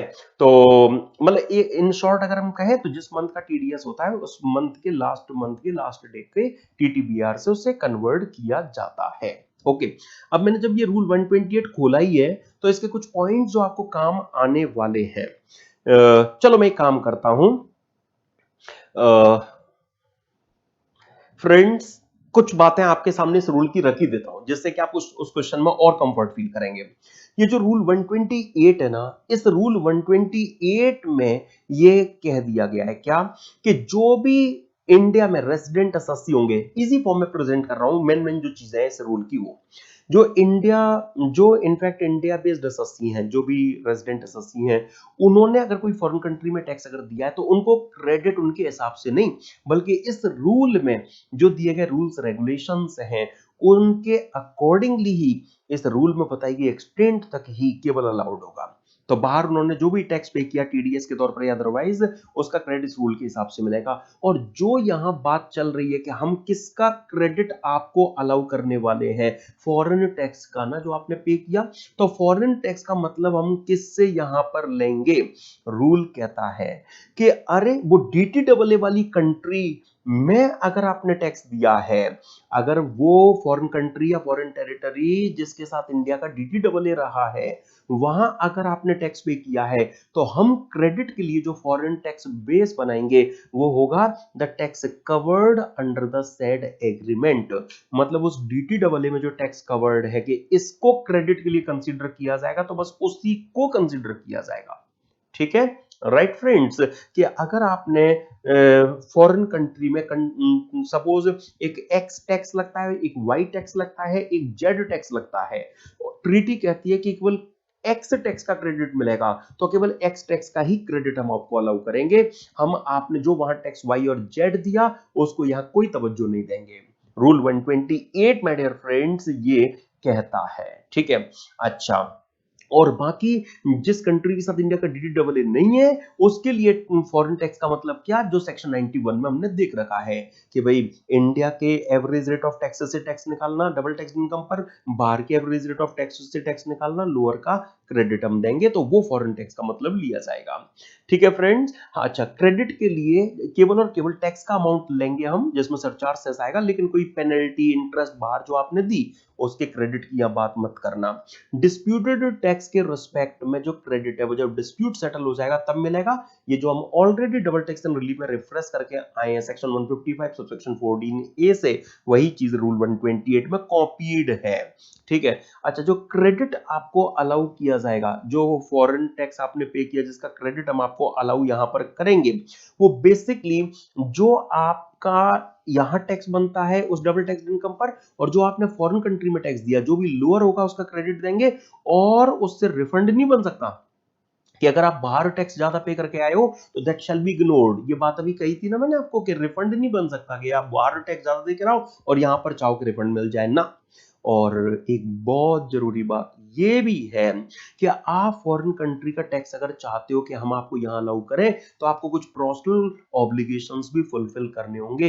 क्या, कि अरे आपने foreign country foreign territory से जो भी income कमाई है, हाँ, क्या इनकम आपकी कमाई है, आपने कितना आपका वहां टैक्स आपने पे किया है, वो आप एक statement form number 67A, form number 67 में आप अपनी तरफ से एक अपनी इनकम का स्टेटमेंट के फॉरेन कंट्री में मैंने इतनी इनकम कमाई है, मैंने इतना टैक्स पे किया है, वो फर्निश करोगे। ये तो आपका स्टेटमेंट है, लेकिन चीजें क्रॉस चेक भी तो करनी है।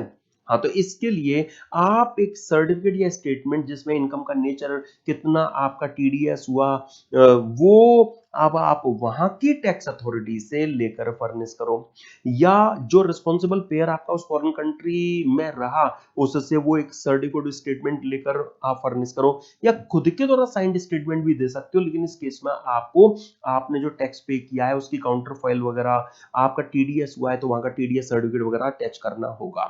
और ये आपको रिटर्न फाइलिंग, ये आपको अपनी रिटर्न फाइलिंग ड्यू डेट पर ही उससे पहले चीजें फर्निश करनी है। अब इतना आपको मेमोराइज करने की जरूरत नहीं है, लेकिन इतना पता होना चाहिए कि हाँ, अगर हम फॉरेन टैक्स क्रेडिट चाहते हैं तो ऐसे केस में हम पर ये कुछ पर्सनल ऑब्लिगेशंस हैं कि एक स्टेटमेंट फॉर्म भी आपको मेमोराइज करने की जरूरत नहीं है, एक स्टेटमेंट जिसमें इनकम हमारी कितनी फॉरेन कंट्री में हमने कमाई, कितना टैक्स वहां पे किया, और एक सर्टिफिकेट वहां की टैक्स अथॉरिटी का या वहां के रिस्पॉन्सिबल पेयर का या खुद के द्वारा साइंड। That's it. ठीक है, तो ये रूल 128 मैंने आपको यहां पर एक ओवरव्यू इसका दिया। अब आप देखना, अब आप इस जनवरी 21 का जो क्वेश्चन, जुलाई 21 का न्यू कोर्स का जो ये क्वेश्चन रहा है, इसमें काफी कंफर्टेबल फील करेंगे। देखिए क्या यहां पर इस क्वेश्चन में आपको कहा गया, mister Ram, a citizen of USA, resides in San Jose in USA since 2004. He is non-resident since assessment year 4 or 5. He works for Exxon Corporation, a US-based company. He came to India on 10th January 21 to visit his aged parents. He could return back on only 31st January 22. He was permitted to work from home in India by his employer. The details of his earnings and withholding tax during the said period is as given below. रुको जरा, सबसे पहले हम यहाँ जो position Ram की बन रही है, देखिए यहाँ क्या पोजीशन बन रही है बेसिकली कि राम 10th जनवरी 2021 को इंडिया में आ गए थे और वो इंडिया से वापस जा पाए हैं 31st जनवरी 22 को। हमारे एग्जाम के लिए जो रेलिवेंट प्रीवियस ईयर है वो प्रीवियस ईयर 21-22 है। प्रीवियस ईयर 21-22 में आप देखिए ये 1 अप्रैल 2021 से लेकर 31 जनवरी 22 तक इंडिया में रहे हैं। तो ये पीरियड ऑफ स्टे इनका 182 डेज से कहीं ज्यादा हो गया। ये period of stay my dear friends इनका 182 डेज और मोर हमें नजर आ रहा है, इसलिए हम यहां पर ये कह सकेंगे ना क्या कि ये जो मिस्टर राम है ये इंडिया में प्रीवियस ईयर 21-22 के लिए रेसिडेंट बन गए। लेकिन क्या वो रेलिवेंट प्रीवियस ईयर से लास्ट 10 इयर्स में एटलीस्ट 2 इयर्स इंडिया में रेसिडेंट रहे ना? वो तो 4-5 से यूएस के रेसिडेंट बन चुके हैं, इंडिया में नॉन रेसिडेंट बनने हुए, है ना? क्या वो लास्ट 7 इयर्स में इंडिया में 730 डेज और मोर रहे? नहीं। तो मतलब वो रेसिडेंट तो है बट नॉट ऑर्डिनरली रेसिडेंट। ठीक है, नॉट ऑर्डिनरली रेजिडेंट मतलब उनकी फॉरेन इनकम पर इंडिया में टैक्स उनसे ब्रॉडली स्पीकिंग नहीं लिया जाएगा। वो रेजिडेंट है तो एक तो उनकी इंडियन इनकम टैक्स होंगी, दूसरा इंडिया में सेटअप किए गए प्रोफेशन से या इंडिया से कंट्रोल किए जाने वाले बिजनेस से अगर वो फॉरेन कंट्री में इनकम कमाएंगे तो उसी पर इंडिया में टैक्स देने के लिए लायबल कहलाएंगे। राइट, प्योर उनकी जो फॉरेन इनकम है उनको टच नहीं किया जाएगा क्योंकि वो नॉट ऑर्डिनरी रेजिडेंट हमें नजर आ रहे हैं। ठीक है, ये हमने प्रीवियस ईयर 21-22 का जो रेजिडेंशियल स्टेटस था वो यहां पर उनका डिसाइड कर लिया। अच्छा, अब देखो हमें पर्टिकुलर्स में यहां पर क्या और प्रोवाइड किया गया है। हमें वो 10th जैन 2021 से इंडिया में आए हैं, राइट, जैन 22 तक रहे हैं, तो जो ये हमें उनकी हर महीने की जो सैलरी है उनका अब भाई तो इंडिया से सर्विसेज रहे हैं, भले उनके एम्प्लॉयर यूएस में इंडिया से सर्विसेज दे रहे हैं तो सैलरी इनकम इंडिया में टैक्स के लिए चार्जेबल बनेगी, इंडियन इनकम कहलाएगी। तो उनकी सैलरी हमें सारी जो फिगर्स है वो फ्रेंड्स यहाँ पर यूएस डॉलर में गिवन है, आप देख रहे हैं ना। अच्छा, फेडरल टैक्स यूएस में जो सेंट्रलाइज्ड लेवी है, जैसे जैसे अपने यहाँ होता है ना जीएसटी में कि भाई सेंटर भी चार्ज करता है स्टेट भी चार्ज करता है, उसी तरह से यूएस में भी फेडरल टैक्स जो सेंट्रल लेवी है, स्टेट टैक्स जो स्टेट लेवी है। तो अपने यहाँ तो इंडिया में इनकम टैक्स पूरी सेंट्रल लेवी है, लेकिन वहां मतलब पार्टली पार्टली अपने यहाँ जैसा जीएसटी का सिस्टम वैसा उन्होंने इनकम टैक्स का भी बना रखा है, और सोशल सिक्योरिटी टैक्स जिसमें वो मेडिकल फैसिलिटीज वगैरह के लिए कुछ अलग से इनफैक्ट जो सोशल सिक्योरिटी टैक्स के नाम पर वो लेते हैं। तो इस तरह से जो राम है उनकी सैलरी पर जो यूएस एम्प्लॉयर ने टैक्स है वो उनका एज अ टीडीएस वगैरह जो भी डिडक्ट किया है और जो भी उन्होंने पे किया वो मैं गिवन है। Now TT buying rate as on the last day of the month immediately preceding the month in which tax has been paid और डिडक्टेड इन इंडियन रुपीस हमें गिवन है ये। ठीक है, अब हम माय डियर फ्रेंड्स यहां पर कंसर्न है अपने रेलिवेंट प्रीवियस ईयर 21-22 के जो उनके इंडियन इनकम के पर्टिकुलर्स हैं उनसे। हमें यहाँ पर अप्रैल 21 में उन्हें जो सैलरी हुई उनका जो भी टैक्स वगैरह उन्होंने वहां पे किया वो हमें यहाँ गिवन है, और हमें उस मंथ के इमीडिएट प्रीसीडिंग मंथ के लास्ट डे का टीटीबीआर ये गिवन है। तो ऐसा नहीं है कि हमें टीडीएस के अमाउंट के लिए 71 पर जाना होगा, नहीं, हमें यहां पर अप्रैल मंथ के सामने जो रेट दिया गया है वो लास्ट मंथ के लास्ट डे का दिया गया है। तो एक तो मिस्टेक का चांस यहां पर माय डियर फ्रेंड्स ये बनता था, एक तो मिस्टेक का चांस यहां पर ये बनता था कि भाई जो हम रेट है वो मार्च वाला पकड़ लें ना, हमें लास्ट मंथ के लास्ट डे का रेट गिवन है। ओके, अच्छा अब चलो थोड़े से पर्टिकुलर्स और ले लेते हैं। He has also earned fixed deposit interest in USA on 30th September 21 US dollar 200 TDS मतलब जो tax deducted US dollar 20 and on 31st March 2022 US dollar 220 tax deducted US dollar 22। क्या कोई रेलिवेंस है? हम कहेंगे ना, क्यों नहीं है? क्योंकि ये उन्होंने यूएस में एक एफडी करा रखी है। अब यूएस में उस एफडी पर उनकी इंटरेस्ट इनकम हुई है, तो अब उस इंटरेस्ट इनकम को इंडिया में थोड़ी ना टैक्स करना है, क्योंकि उनकी ये फॉरेन इनकम है।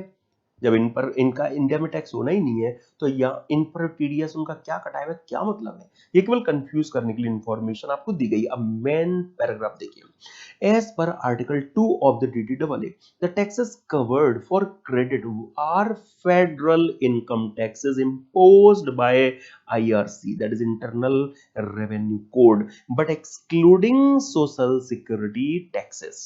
अब रुकिए जरा, यहां पर हमें ये कह दिया गया है कि जो डीटीडब्ल्यूए में जो टैक्स ट्रीटी प्रोवाइड करती है, टैक्स ट्रीटी क्या प्रोवाइड करती है कि जो क्रेडिट है, टैक्स ट्रीटी ये प्रोवाइड कर रही है माय डियर फ्रेंड्स यहां पर कि जो क्रेडिट है वो एक तो फेडरल इनकम टैक्सेस का दिया जाएगा।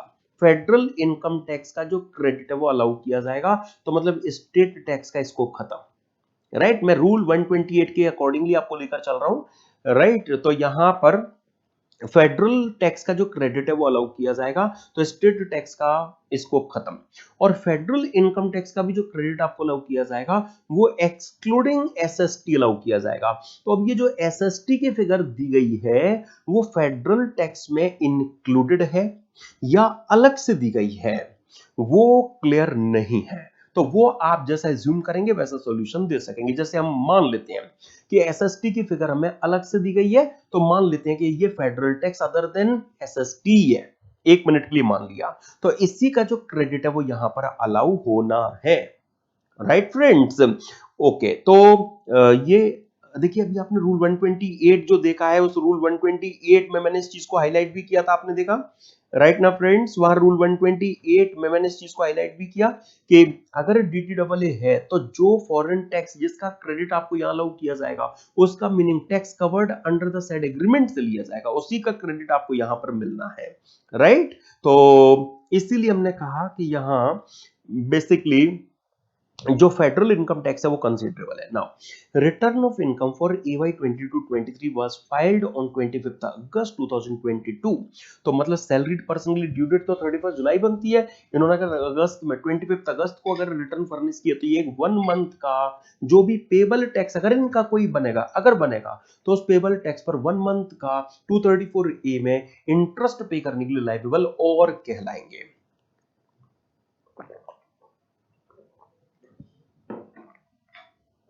ठीक है, तो ये भी देख लेंगे। अच्छा आगे, you are required to compute tax payable if any by mister Ram assume that tax as per section 115 BSC is opted. Okay, अच्छा तो पहले and advise mister Ram the procedure involve to claim foreign tax credit. तो चलो ये तो procedural nature की बात हो गई। अभी हम एक काम करते हैं कि राम ने 115 बीएससी ऑप्ट किया है, इसके अकॉर्डिंगली उनका जो टैक्स है वो यहां पर निकालने की कोशिश करते हैं। ठीक है जी, तो आप देखिए अच्छी बात क्या है यहां पर कि जो भी फिगर्स दी गई हैं वो यूनिफॉर्म है। तो यहां पर अब राम के लिए हमें प्रीवियस ईयर 21-22 के लिए जो उनकी टोटल इनकम निकालनी है, सैलरी इनकम अगर आप उनकी देखेंगे तो $6250 कॉमन है। $6250 का उनका जो हर महीने सैलरी इनकम है, और जो टीटीबीआर हमें यहां पर गिवन है वो 72 लास्ट मंथ के लास्ट डे का यहां पर गिवन है। ओके, तो इस तरीके से, और 10 मंथ्स क्योंकि अप्रैल से जैन है ना, तो 10 मंथ्स की सैलरी, तो इस तरीके से यहां पर हम इजीली तो उनके लिए जो सैलरी का अमाउंट है कितना 45 lakhs। राइट, 45 lakhs ये उनका सैलरी का जो अमाउंट है वो निकाल दिया। अच्छा स्टैंडर्ड डिडक्शन देंगे, सैलरी इनकम है तो 50,000 की स्टैंडर्ड डिडक्शन देंगे ना, 115 बीएससी उन्होंने ऑप्ट कर रखा है, तो जल्दबाजी में हमें ये काम नहीं करना है। कोई और इनकम उनकी टैक्सेबल नहीं है, यही टोटल इनकम आ गई, इसी टोटल इनकम पर आप उनकी टैक्स लायबिलिटी निकालिए। अब आपको पता है ना 115 बीएससी में टैक्स कैसे निकालते हो आप, 250 तक जो टैक्स है वो आपका निल। राइट, उसके बाद में अगले 250 के जो 4 स्लैब हैं, अगले 250 के डिफरेंस के साथ में माय डियर फ्रेंड्स, इनफैक्ट जो 5 स्लैब हैं आप उनमें जो 5% का डिफरेंस है वो करते चलते हैं, जैसे नेक्स्ट 250 पर 5%, नेक्स्ट 250 पर 10%, नेक्स्ट 250 पर 15, इस तरह से 115 बीएससी से जो आप टैक्स है वो यहाँ पर राम का निकाल देंगे। 15 से ऊपर तो सीधा 30 है, ये टैक्स आ गया, ये 4% सेस आ गया। ये मैं कह सकता हूँ राम की 45 लाख रुपीस की टोटल इनकम पर जो टैक्स लायबिलिटी है वो निकल कर आई है, तो वो यहाँ पर हम प्रेजेंट कर देते हैं। ठीक है ना, तो 11,31,000 आई थिंक, राइट, 11,31,000, यस। तो 11,31,000 ये इनकी यहां पर हम कहेंगे राम की टोटल इनकम पर जो टैक्स लायबिलिटी है वो निकल कर आ गई। अब बारी है इनको डबल टैक्स रिलीफ देने की। तो यहां इस केस में देखो इन्होंने बाहर जो टैक्स पे किया है माय डियर फ्रेंड्स, इनका जो फेडरल टैक्स ईच मंथ इन्होंने पे किया $1600 का किया है, और हम ये मान रहे हैं कि एसएसटी से अलग है ये, क्योंकि एसएसटी हमें अलग से दे दिया गया है। तो अब यहां पर जो बाहर इन्होंने इस सैलरी इनकम पर जो टैक्स पे किया है basically $1600 in each month 10 month का 72 रुपीस के हिसाब से इनका जो टैक्स उन्होंने बाहर दे रखा है वो मैं कह सकता हूं कि 11,52,000 पे कर रखा है। अरे ये इन्होंने फॉरेन कंट्री में टैक्स दे रखा है और इंडिया में टैक्स तो कम आ रहा है, ये बोले 1131 आ रहा है। तो डबल टैक्सेशन मतलब जो टैक्स क्रेडिट है वो हम यहाँ पर अलाउ करेंगे, डबल टैक्सेशन रिलीफ यहाँ पर हम इनको दे देंगे सेक्शन 90 में, वीडीटी डबल है। ठीक है, और इनका जो फाइनल टैक्स पेबल है वो निल बनेगा, तो 234 के इंटरेस्ट की भी एडिक खत्म। ठीक है, तो ये हमारी वो प्रिज्यूम्पशन है जिसमें हमने माना कि जो फॉरेन कंट्री में टैक्स है वो टैक्स अदर देन एसएसटी है। अगर मैं एक मिनट के लिए मान लूं कि इस $1600 में ही $420 एसएसटी भी इंक्लूडेड है, एक मिनट के लिए अगर मैं यहां पर ये मान लूं, तो फिर सेकंड केस में जो डबल टैक्सेशन रिलीफ इन्हें मिलेगी वो डबल टैक्सेशन रिलीफ इन्हें कितनी मिलेगी, $1600 माइनस 420 इंटू $1600 इन माइनस 420 और इंटू 10 इंटू 72, राइट। आप देखिए क्योंकि अब यहां पर federal tax other than SST ये रह गया 1600 माइनस 420 इंटू 10 इंटू 72। तो अब इनका जो फॉरेन टैक्स है वो कम आएगा, राइट। तो अब उस केस में 11,31,000 इंडियन टैक्स जो इनका है उससे जो डबल टैक्स रिलीफ ये ले पाएंगे वो 849,600 की ले पाएंगे।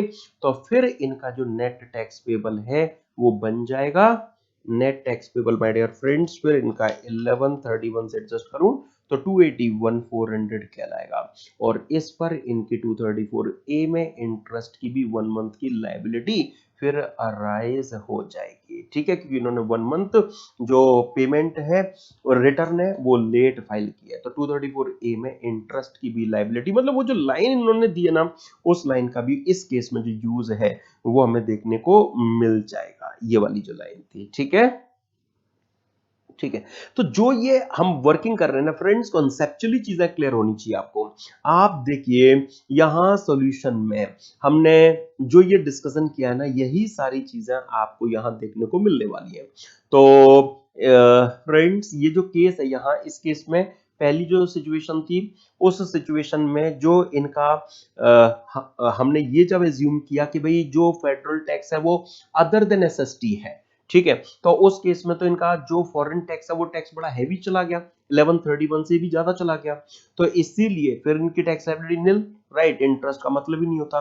दूसरी एज्यूमशन यहां पर ये बनती है कि भाई जो एसएसटी की फिगर है वो $1600 में ही फेडरल टैक्स में इंक्लूडेड है, तो फिर उस केस में मेरे फ्रेंड्स हमने जो एसएसटी उसको अलग किया और फिर टैक्स का अमाउंट कम आया तो फिर फॉरेन टैक्स क्रेडिट भी उतना ही मिल पाया, फिर इनकी लायबिलिटी भी आ गई तो इंटरेस्ट की भी लायबिलिटी आ जाएगी।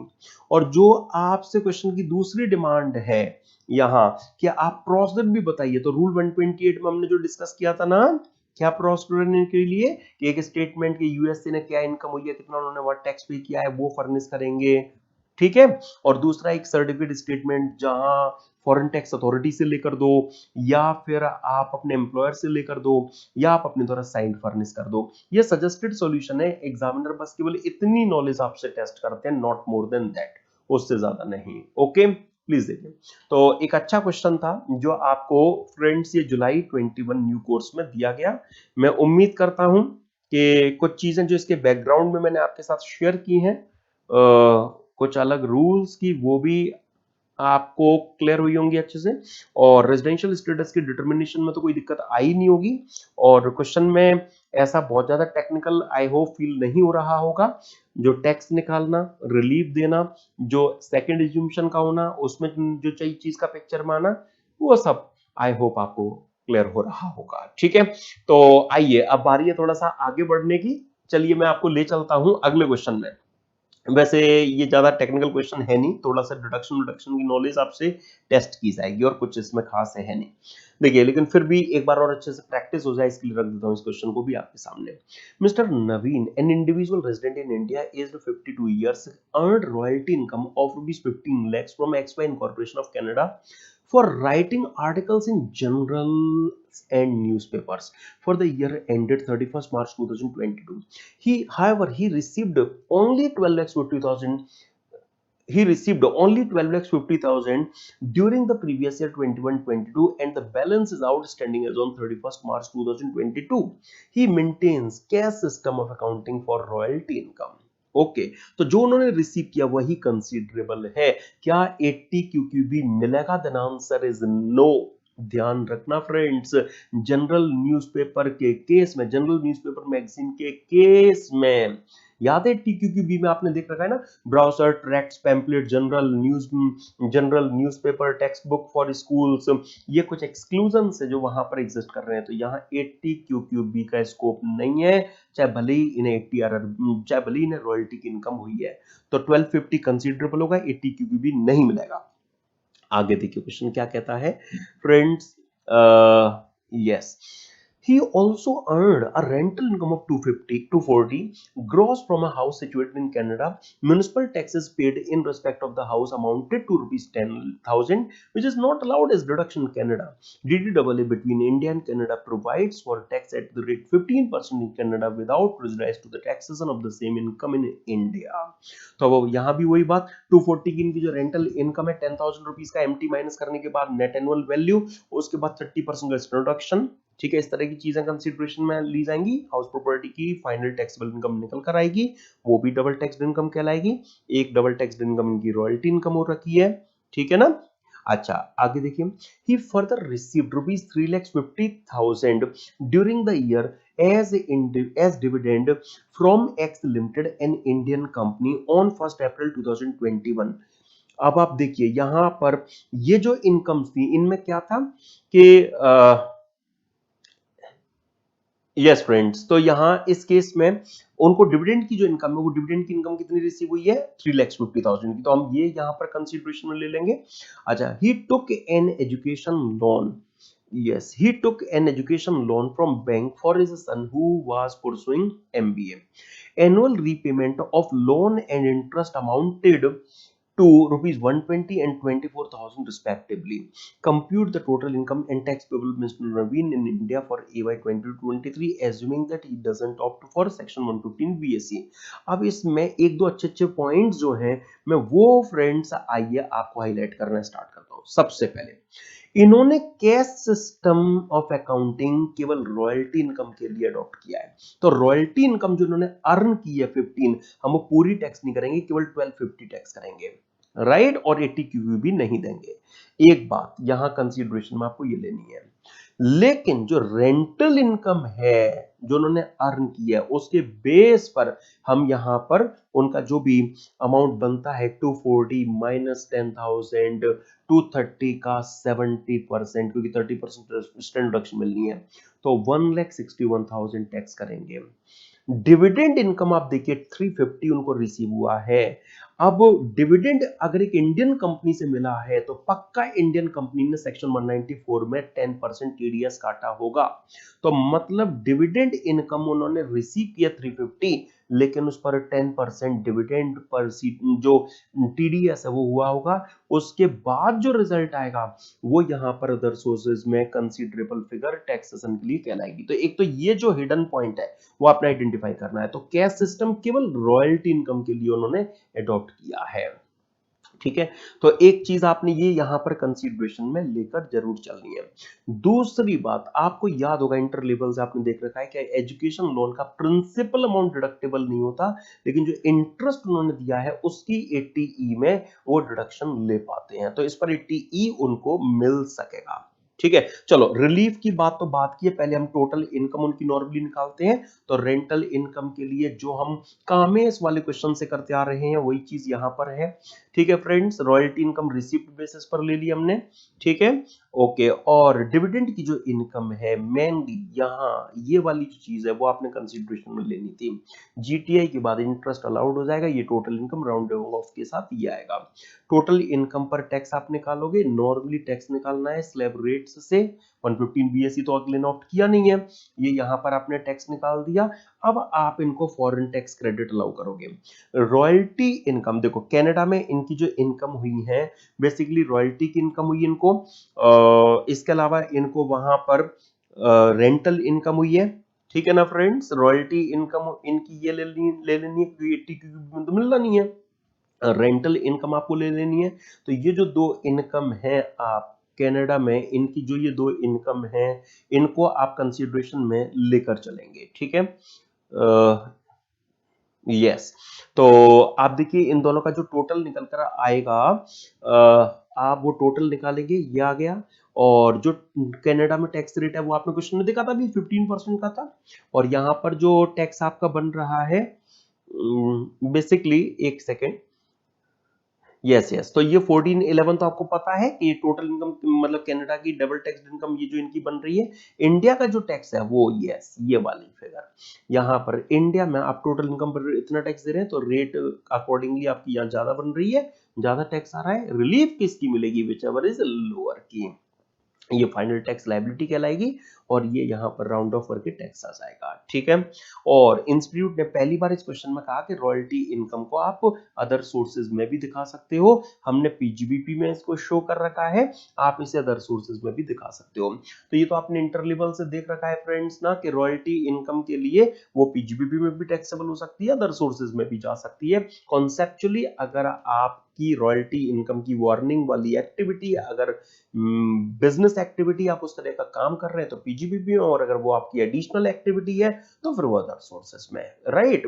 तो यहाँ पर इंस्टीट्यूट ने कहा कि हम पर्टिकुलर कम देते हैं, तो इसलिए आपके पास फ्लेक्सिबिलिटी है कि आप पीजीबीपी में भी जा सकते हैं, अदर सोर्सेस में भी आप उसे लेकर आ सकते हो। ठीक है, तो ये उन्होंने अपनी तरफ से नोट में पहली बार इस जुलाई 21 के क्वेश्चन में कहा। ठीक है, आइए जरा अब मैं आपको ले चलता हूं एक लास्ट क्वेश्चन की तरफ, दिसंबर 21 का जो क्वेश्चन है उसमें मैं आपको ले चलता हूं। देखिए, तो यस माय डियर फ्रेंड्स, दिसंबर 21 का जो क्वेश्चन है, mister Anil Talpade, aged 62 years, a resident individual, furnishes the following particulars of income earned by him in India and in Brazil for the PY 21-22. India doesn't have a DTAA with Brazil. Gross salary in India 450, professional income received in country Brazil 580, dividend income in country Brazil 88, rent from house property situated in Brazil 180.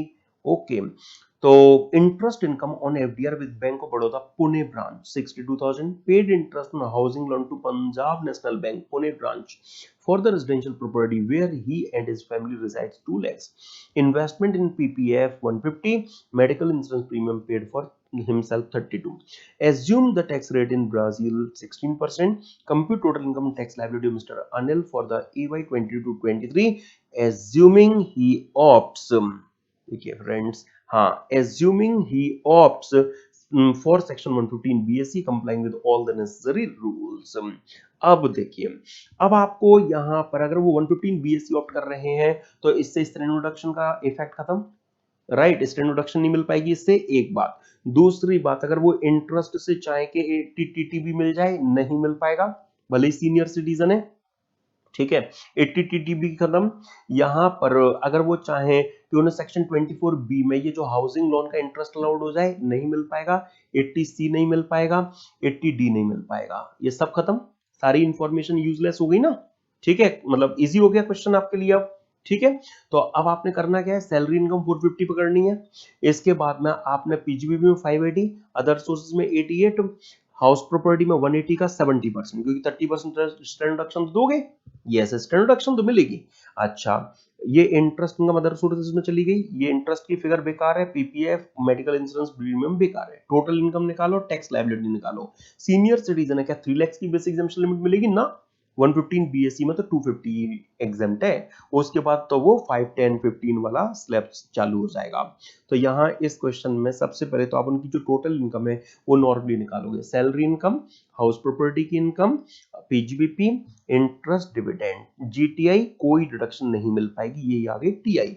और tax तो आपको पता ही है friends किस तरीके से निकाला जाता है, अभी हमने वो जुलाई 21 वाले क्वेश्चन में भी निकाला था, 4% सेस, ये इनकी टैक्स लायबिलिटी। अब जो ब्राजील वाली इनकम उनकी है, जो ब्राजील वाली इनकम उनकी है फ्रेंड्स, उन इनकम्स के लिए जो ब्राजील में टैक्स रेट है वो 16 है, इंडिया में टोटल इनकम पर उनका इतना टैक्स है, तो इंडिया में रेट है कम।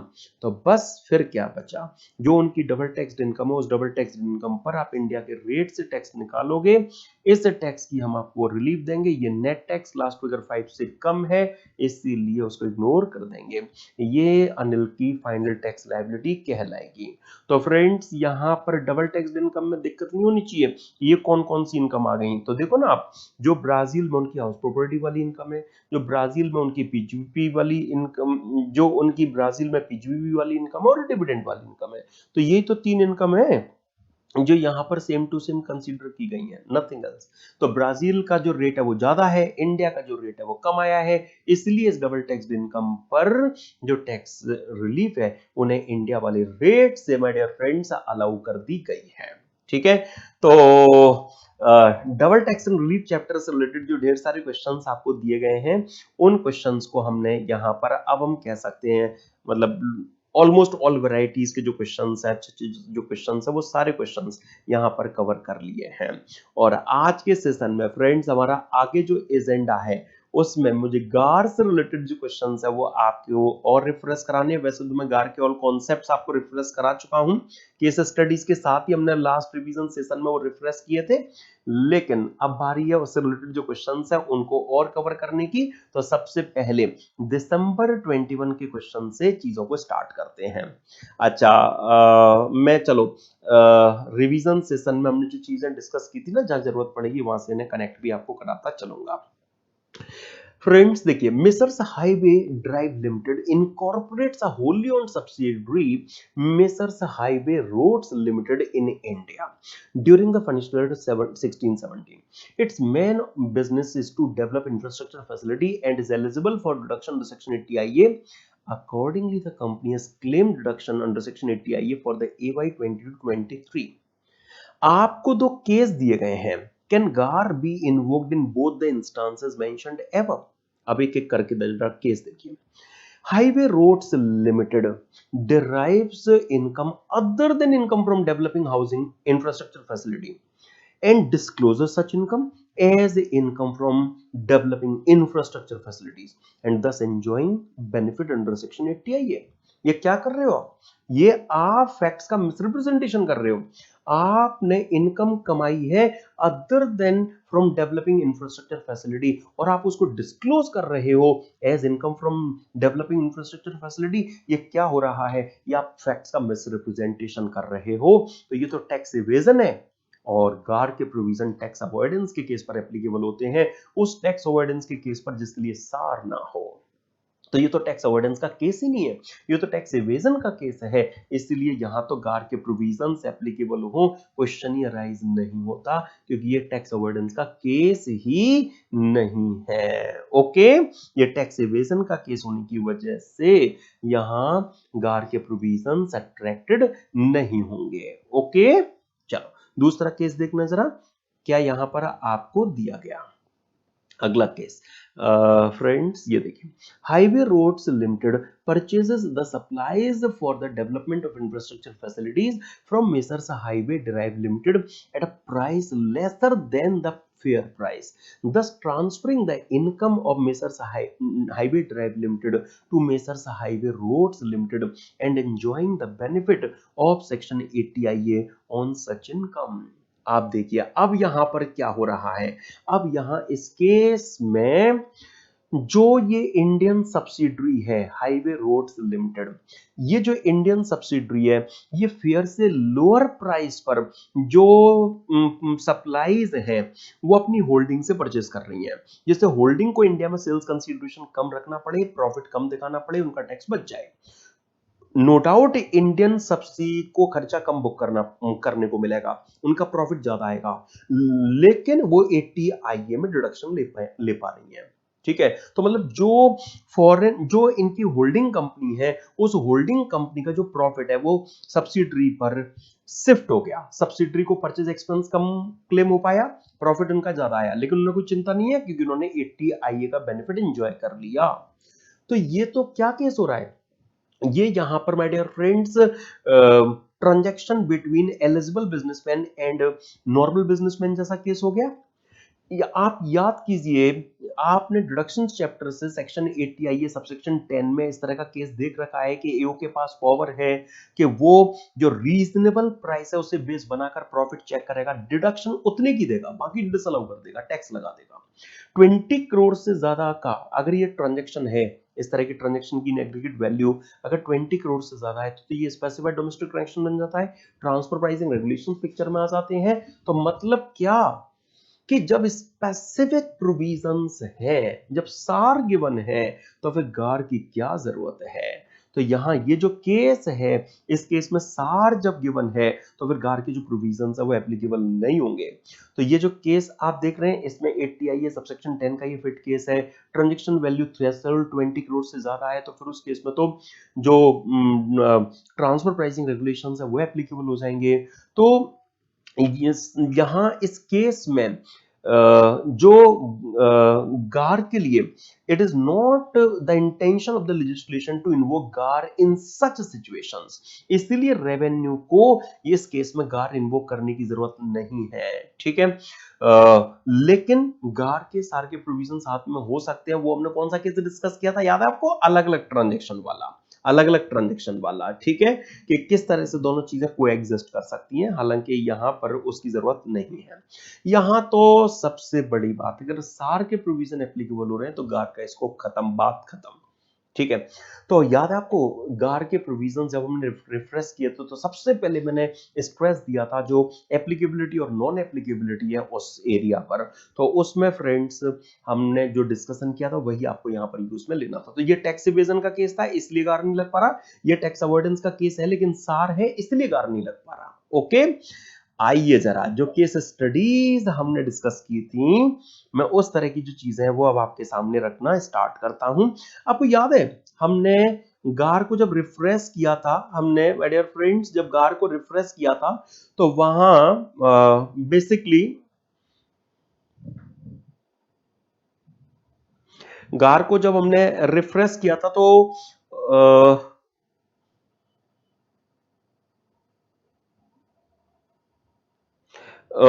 वहां कुछ केस स्टडीज हमने डिस्कस की थी, वहां कुछ case studies my dear friends हमने जब डिस्कस की थी तो उनमें हमने एक अकोमोडेटिंग पार्टी का कॉन्सेप्ट रिफ्रेश किया था। हमने वहां एक अकोमोडेटिंग पार्टी का माय डियर फ्रेंड जो कॉन्सेप्ट है वो रिफ्रेश किया था। और यस, वहां जिस तरह की केस स्टडी मैंने चीजों को रिफ्रेश कराने के लिए आपके साथ डिस्कस की थी, उसी तरह का जो क्वेश्चन है वो आपको वहां दिया गया था। ये तो आपको याद होगा कि अगर किसी ट्रांजैक्शन में कमर्शियल सब्सटेंस की अगर लैकिंग हो तो वो इम्परमिसिबल अवॉइडेंस अरेंजमेंट के लिए क्वालिफाई करेगा, गार इन्वोक हो सकेगा। और वहां पर हमने एक अकोमोडेटिंग पार्टी का जब कॉन्सेप्ट रिफ्रेश किया था तो यस, वह हम एक केस स्टडी डिस्कस करके आए थे कि भाई इंडियन कंपनी को फॉरेन कंपनी से प्रॉफिट इंडिया में रिपेट्रिएट करने थे, डायरेक्टली पॉसिबल नहीं हो पा रहा था क्योंकि इंडिया में टैक्स लग जाता। तो उन्होंने एक बैंक बीच में डाली और वहां से पैसा इंडिया में लोन के तौर पर लाया गया, वहां से पैसा डिपॉजिट कराया गया इंडिया में, बैक टू बैक उससे लोन दिखाकर इंडिया में पैसा लाया गया। ये सारा केस माय डियर फ्रेंड्स हमने वहां पर डिस्कस किया था, आपको याद होगा। I hope. ठीक है, तो अकोमोडेटिंग पार्टी वाला जो कॉन्सेप्ट हमने लास्ट सेशन में जो रिफ्रेश किया था कि भाई इंडियन कंपनी को बाहर से प्रॉफिट रिपेट्रिएट करना था, तो एक बैंक के थ्रू वो इंडिया में रिपेट्रिएट किया गया, जिससे कि उसको कलर लोन का मिल सके और उस पर बैंक को इंटरेस्ट पर टैक्स लगना नहीं था क्योंकि DTAA में रिलैक्सेशन था। इंडियन कंपनी खर्चा भी क्लेम कर लेगी, इंडिया में अमाउंट रिपेट्रिएट भी हो गया। तो वहां हमने कहा कि गार के प्रोविजन इन्वोक हो सकेंगे, इंडिया में टैक्स भी लग सकेगा, खर्चे की डिडक्शन भी नहीं मिलेगी, रिपेट्रिएटेड अमाउंट डेट भी बन सकेगा। ये सारा डिस्कशन हमने वहां इन टोटलिटी किया था, है ना।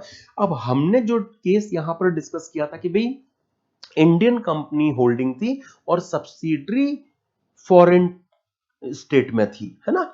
अब आपको जो क्वेश्चन दिया गया फ्रेंड्स वहां पर बस अपोजिट था, बिल्कुल सेम कॉन्सेप्ट था जो आपसे टेस्ट किया गया, लेकिन फैक्ट्स अलग अपोजिट थे।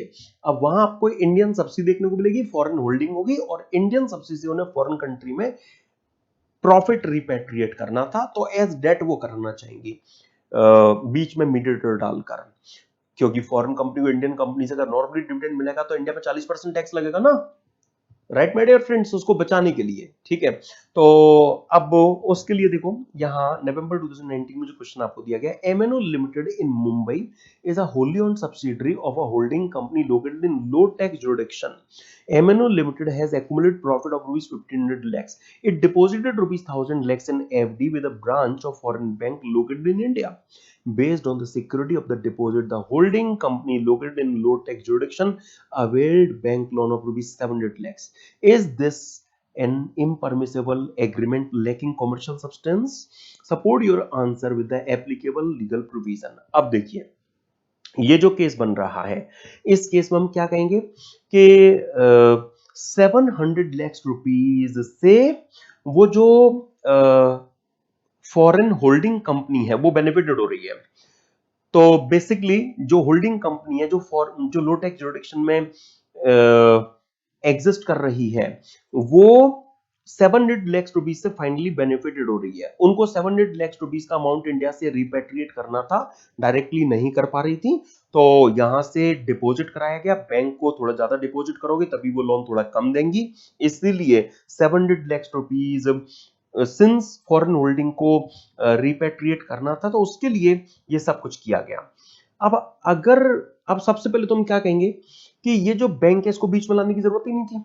इतने अमाउंट से वो foreign holding company otherwise he benefited हो सकती थी, वो सीधा सीधा इतने अमाउंट का एमएनओ से डिविडेंड रिसीव्ड दिखा देती, ठीक है। लेकिन उन्होंने ऐसा नहीं किया, बैंक में पहले से जमा करवाया पैसा और बैंक से बैक टू बैक लोन लिया हुआ बताया गया। हम क्या बोलेंगे यहां, हम यही कहेंगे कि ये जो होल्डिंग कंपनी है वो बेसिकली 700 लाख रुपीस की अपनी जो डिविडेंड की लायबिलिटी है उस पर, जो डिविडेंड की इनकम पर टैक्स लायबिलिटी है उससे अपने आप को बचाना चाहती है ना, उससे अपने आप को बचाना चाहती हैं। बाकी बैंक यहां पर एक अकोमोडेटिंग पार्टी में नजर आ रही है, उसका कोई सब्सटेंशियल कमर्शियल पर्पस नहीं है। यहां इस केस में अकोमोडेटिंग पार्टी के तौर पर बैंक को यूज किया गया है, इसलिए ये इम्परमिसिबल अवॉइडेंस अरेंजमेंट पर आएगा क्योंकि कमर्शियल सब्सटेंस की लैकिंग है, ठीक है। एक बात, ठीक है, अगर फॉरेन होल्डिंग कंपनी डिविडेंड के तौर पर सीधा सीधा पैसा लेती तो उनको टैक्स लगता। अब देखो ये जो रेट है ना फ्रेंड्स, ये जो रेट है कि 40% टैक्स, 700 लैक्स का डीम्ड डिविडेंड, फॉरेन कंपनी की इनकम 1 करोड़ से ज्यादा 10 करोड़ से ज्यादा नहीं है तो फिर 2% सरचार्ज, ठीक है, और टैक्स एंड सरचार्ज का 4% से एवरग्रीन, तो फिर ये जो रेट है वो निकल कर आ रहा है। लेकिन फ्रेंड्स यहां पर मैं आपको कहूंगा कि आप ये रेट मत यूज करना, आप ये रेट मत यूज करना। क्यों? क्योंकि नॉन रेजिडेंट के लिए तो हमने फॉरेन टैक्सेशन चैप्टर में डिस्कस किया था ना कि डिविडेंड की इनकम 20% की रेट से टैक्सेबल होती है। हाँ ठीक है, 2% सरचार्ज लगेगा, इनकम 1 करोड़ से ज्यादा 10 करोड़ से ज्यादा नहीं है, 4% सेस भी लगेगा, लेकिन जो रेट आएगा वो रियल सेंस में जिससे इन्होंने टैक्स अपना बचाने की कोशिश की है, जिससे उन्होंने अपना टैक्स बचाने की कोशिश की है, वो 21.216% आना चाहिए। वास्तव में एक फॉरेन कंपनी या नॉन रेजिडेंट को इंडिया में जो टैक्स डिविडेंड पर लगता है वो 115A में आपने देख रखा है किस रेट से लगता है, तो बेसिकली 20% से लगता है, 2% सरचार्ज और 4% सेस। तो इस तरह से ये जो रेट है ये निकलकर यहां पर आएगा। और 700 लैक्स पर मैं कह सकता हूं 700 लैक्स पर उन्होंने जो टैक्स है वो कितना बचाने की कोशिश की है। तो एक छोटा सा करेक्शन है वो प्लीज कर लीजिए, 148 लैक्स 51.2 है ना, 148.512 लैक्स से इतना टैक्स बचाने की उन्होंने कोशिश की। क्योंकि अगर वो डिविडेंड के तौर पर अपनी इंडियन सब्सिडी से 700 लैक्स लेते या लोन के तौर पर भी अगर लेते तो डिविडेंड का केस बनता। तो उसको अवॉइड करने के लिए उन्होंने बैंक को यूज किया है, जो एक अकोमोडेटिंग पार्टी के तौर पर यूज की जा सकेगी।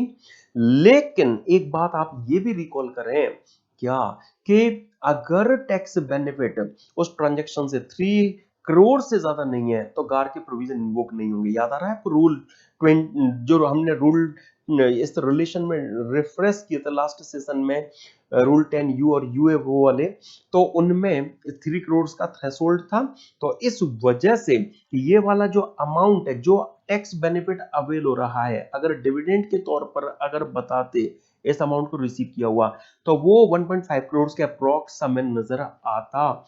तो ये 3 करोड़ से टैक्स ज्यादा बचाने की कोशिश नहीं हो रही है, इसलिए इस केस में फाइनली गार आपको परेशान करेगा नहीं।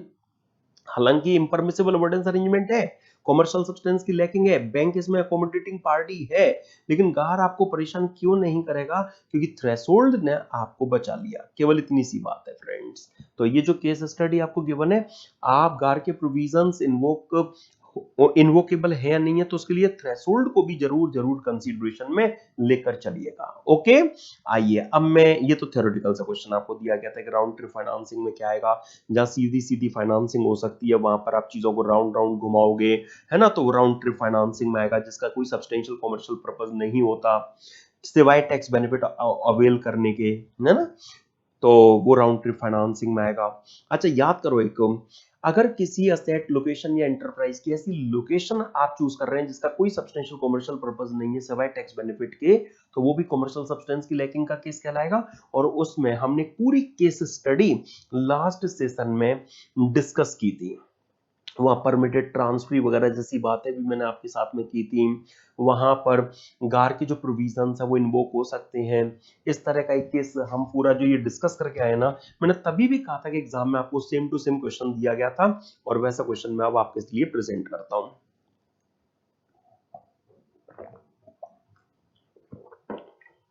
नवंबर 2018 का ये क्वेश्चन देखिए please. Examine whether GAR can be invoked to deny the treaty benefits in the following case, assuming that all other conditions prescribed for application of GAR are being satisfied. क्या case है?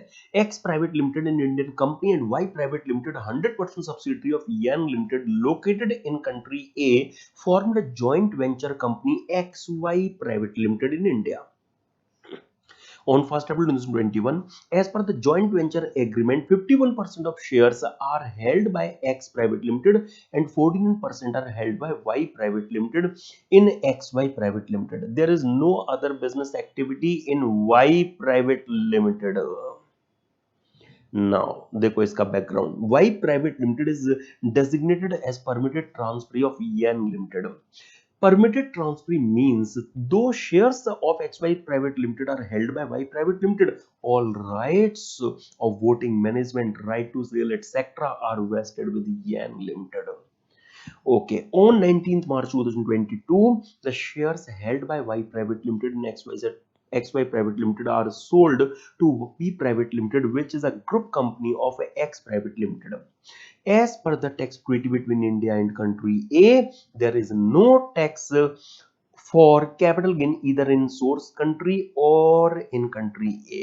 Consequently, the cap gain arising to Y Private Limited are not taxable in India. अब आप देखिए ये जो situation arise हो रही है, जिसमें ये जो YAN लिमिटेड है, ये जो YAN लिमिटेड है वो 49% शेयर्स इंडियन कंपनी में, that is XY private limited में जो सीधा सीधा परचेज कर सकती थी, उन्होंने पहले कंट्री ए में, क्योंकि उन्होंने पहले कंट्री ए में एक कंपनी Y लिमिटेड फॉर्म की, उन्होंने कंट्री ए में एक Y लिमिटेड फॉर्म की, ठीक है। एंड माय डियर फ्रेंड्स वहां से 49% शेयर्स खरीदवाए और केवल उसे परमिटेड ट्रांसफर बनाया, सारे राइट्स अपने पास रखे।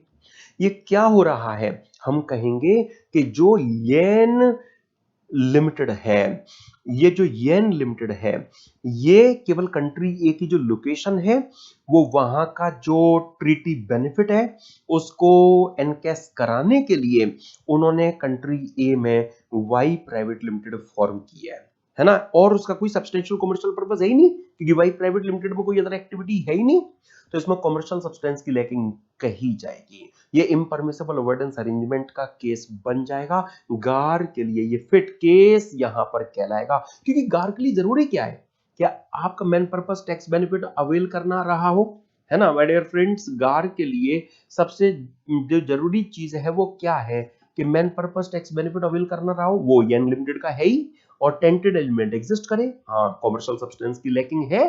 तो ये जो क्वेश्चन आपको यहां पर दिया गया है, इस क्वेश्चन में हम कहेंगे वो दोनों कंडीशंस फुलफिल हो रही हैं, इसीलिए गार के प्रोविजन इस केस में इनवोकेबल बनेंगे। और वो क्यों बनेंगे, पूरा रीजन हम ऑलरेडी डिस्कस कर चुके हैं। और माय डियर फ्रेंड्स जब हम लास्ट मतलब गार के रिवीजन सेशन में टेंटेड एलिमेंट्स की बात कर रहे थे, तो वहां टेंटेड एलिमेंट में आपने, जब हम टेंटेड एलिमेंट्स की माय डियर फ्रेंड्स वहां बात कर रहे थे, तो वहां याद है कि आप चीजों को वर्डली तो फॉलो करोगे but not in accordance with the intent of legislature, या वो चीजें किस इंटेंट के साथ में रखी गई हैं उस इंटेंट को आप डिफीट कर दोगे तो वहां गार के प्रोविजंस इनवोकेबल बनेंगे। याद कीजिए फ्रेंड्स, ये सारा डिस्कशन हमने रिवीजन सेशन में कर रखा है, ठीक है। तो वहां पर भी जो गार के प्रोविजंस है वो इन्वोक हो सकेंगे, बिल्कुल सेम लाइन पर। ट्रीटी बेनिफिट को लेने के लिए शेयर होल्डिंग को स्प्लिट करने वाला ये क्वेश्चन आपको मई 2019 में दिया गया था, तो ये क्वेश्चन लास्टली आप और कंसिडरेशन ले लीजिए। अभी तक जो दिए गए गार के क्वेश्चन है उनमें under the provisions of tax treaty between India and country V, if a resident of country V makes any capital gain by selling the shares in any Indian company, such capital gain will be taxable only in country V and it will be exempt from tax in India. However, as an exception, it is also provided that such exemption is not available if the transferor holds more than 10% interest in the equity capital of the Indian company.